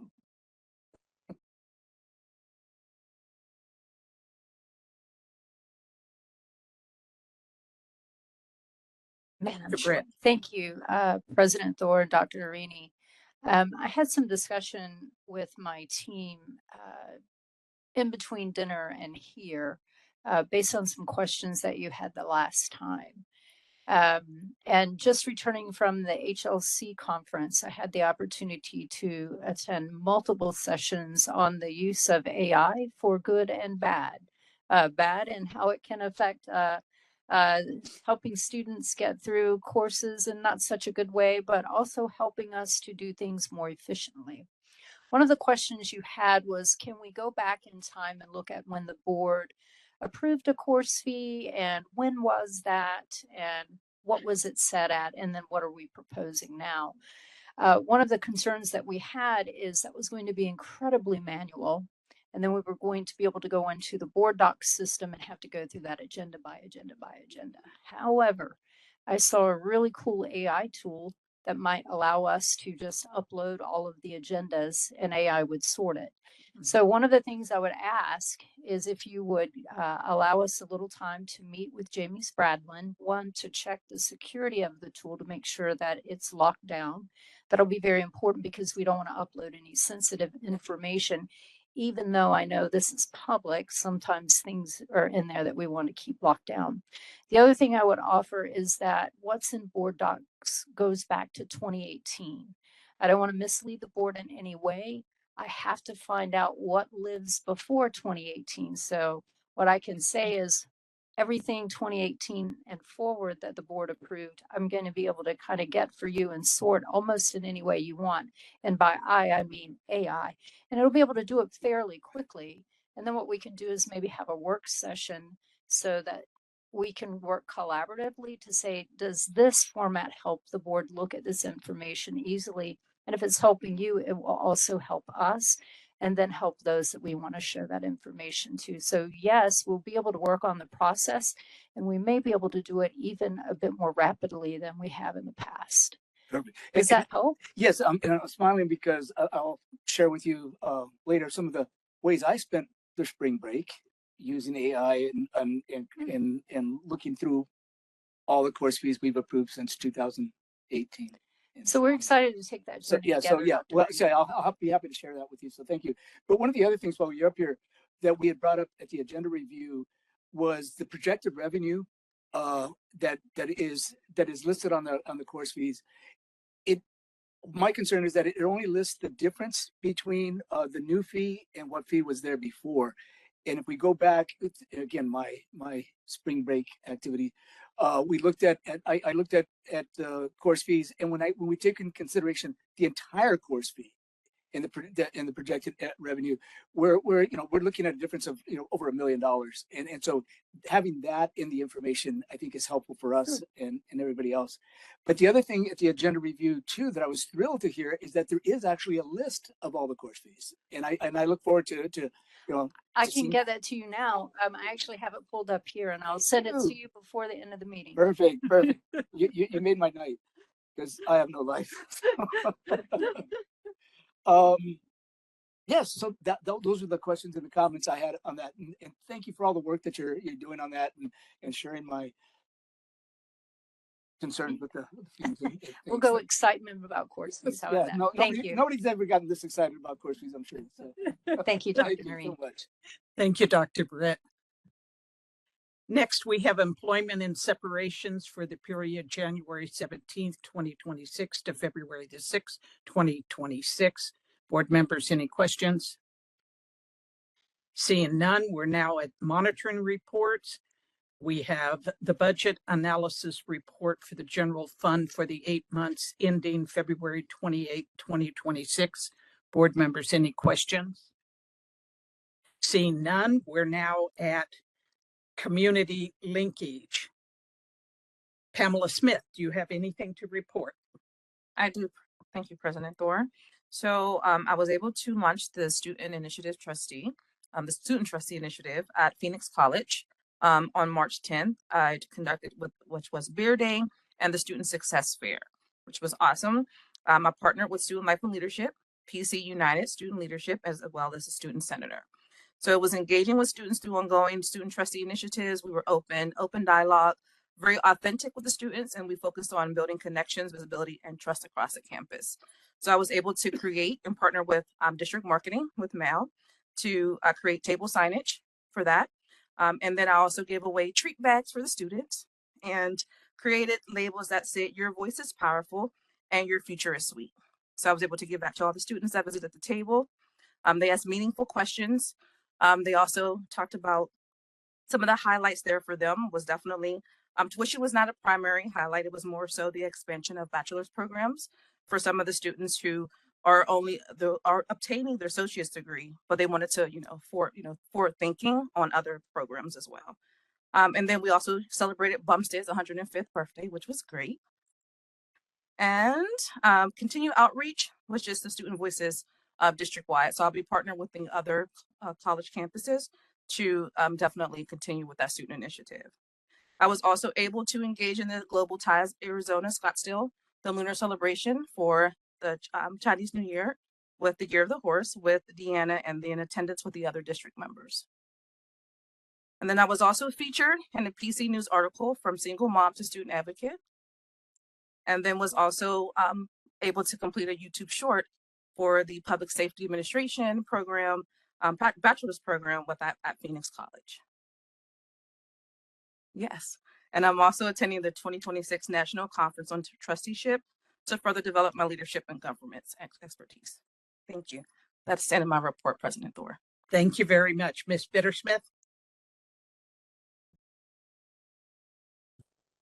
Thank you, President Thor. I have been involved, as you have, on search activities for the last number of weeks.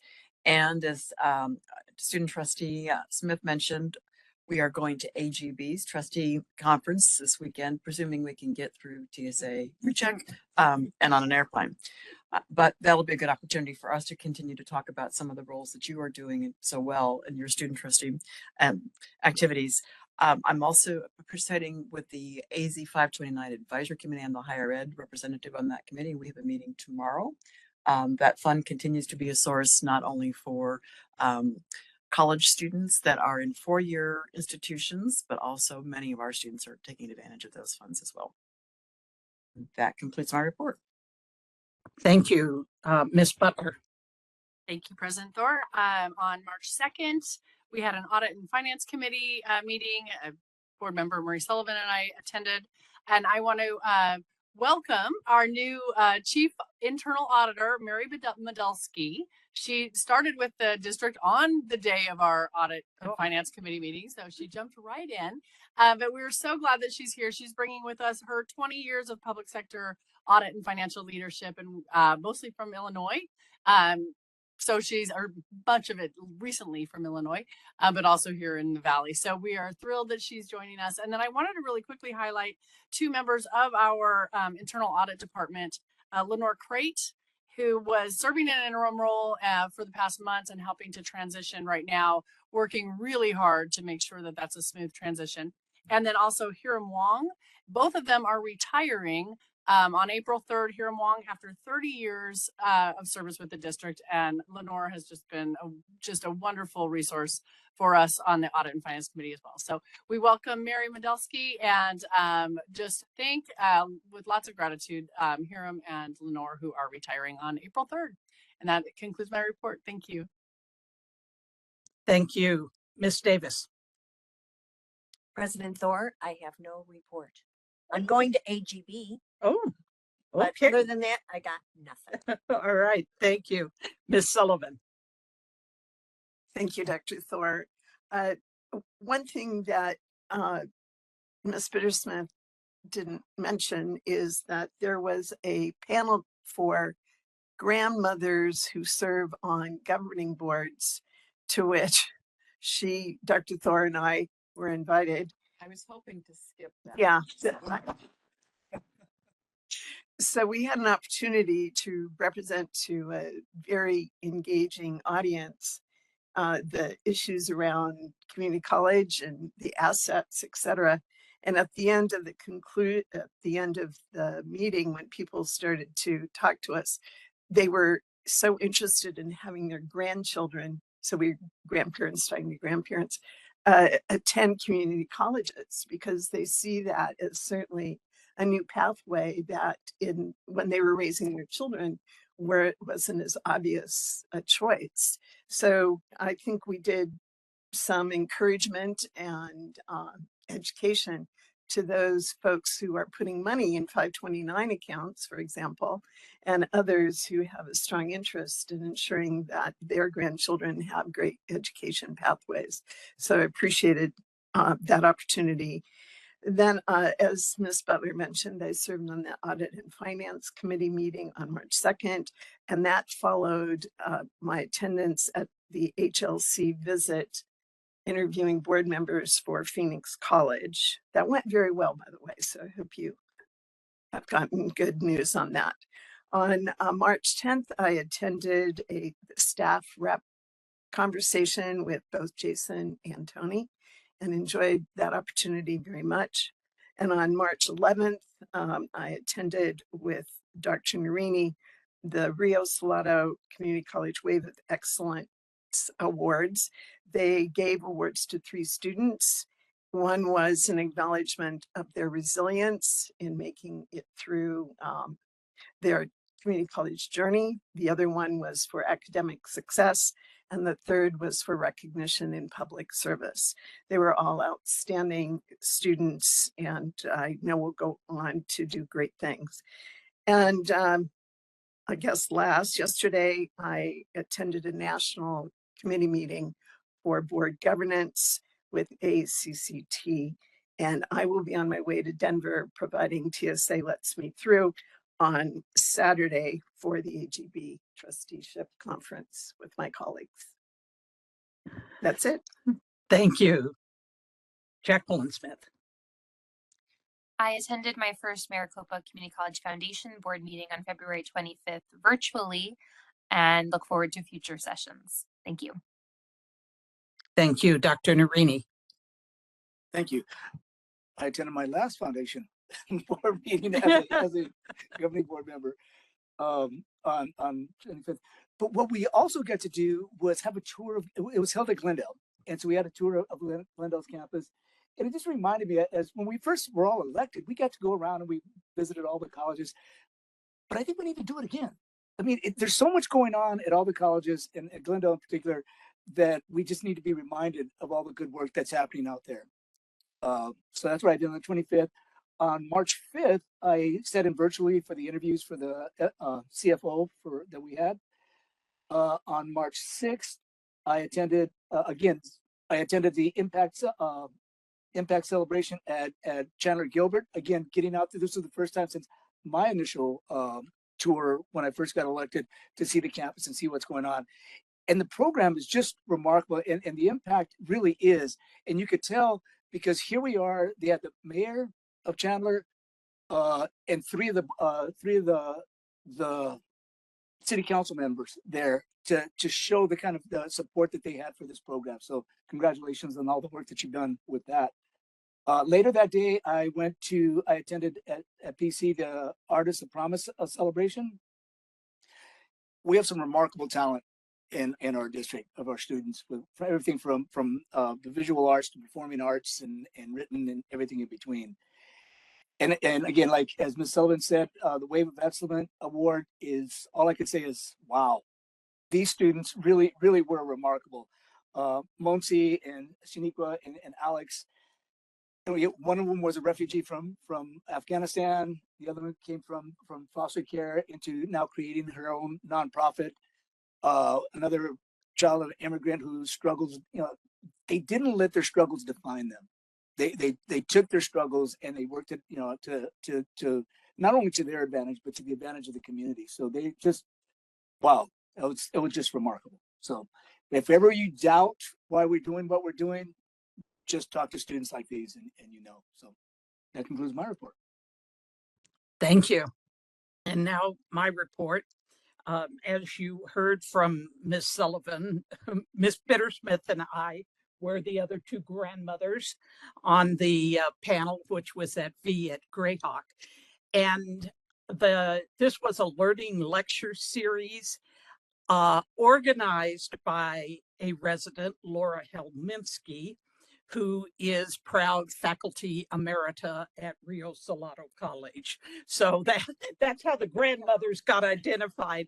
And she tells us that the next day, Resident after resident came up and told her we had no idea that the community colleges were doing the things that they are doing.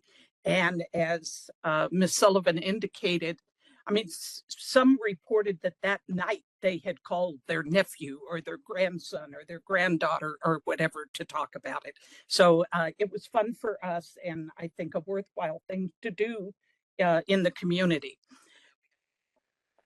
Yeah. Yes, we're proud grandmothers who are also trustees. And then I also joined Ms. Sullivan on March 2nd in the meeting at Phoenix College with the HLC accreditation team who were visiting. It was a very, very pleasant experience. So I'm pleased that not only did our meeting go well, but it appears that the entire visit went well. So congratulations to Phoenix College. On March 6th, Rio Salado presented Laugh for a Cause, a fundraiser to benefit the Joe C. Bennett Student Assistance Fund. We seem to be talking a lot about basic needs funds tonight. I enjoyed the VIP reception preceding the show, and remarkably, just 18 donors contributed over $12,000 during that hour. Yeah, was a really good example of how to generate support. On March 12th, we had the second meeting of the Chancellor Search Committee in preparation for beginning to review applications. The deadline for full consideration of an application is April 2nd, which is coming up here pretty fast. We're now at the establishment of our next meeting dates, times and places. On our April 14th, we will have agenda review at 4:30 virtually, followed by the work session on property tax. On April 28th is our regular board meeting at 6:30 here at the Rio Salado Conference Center. This concludes our meeting. Thank you to everyone for your time tonight. Let the record reflect that the board has adjourned this meeting at 8:16.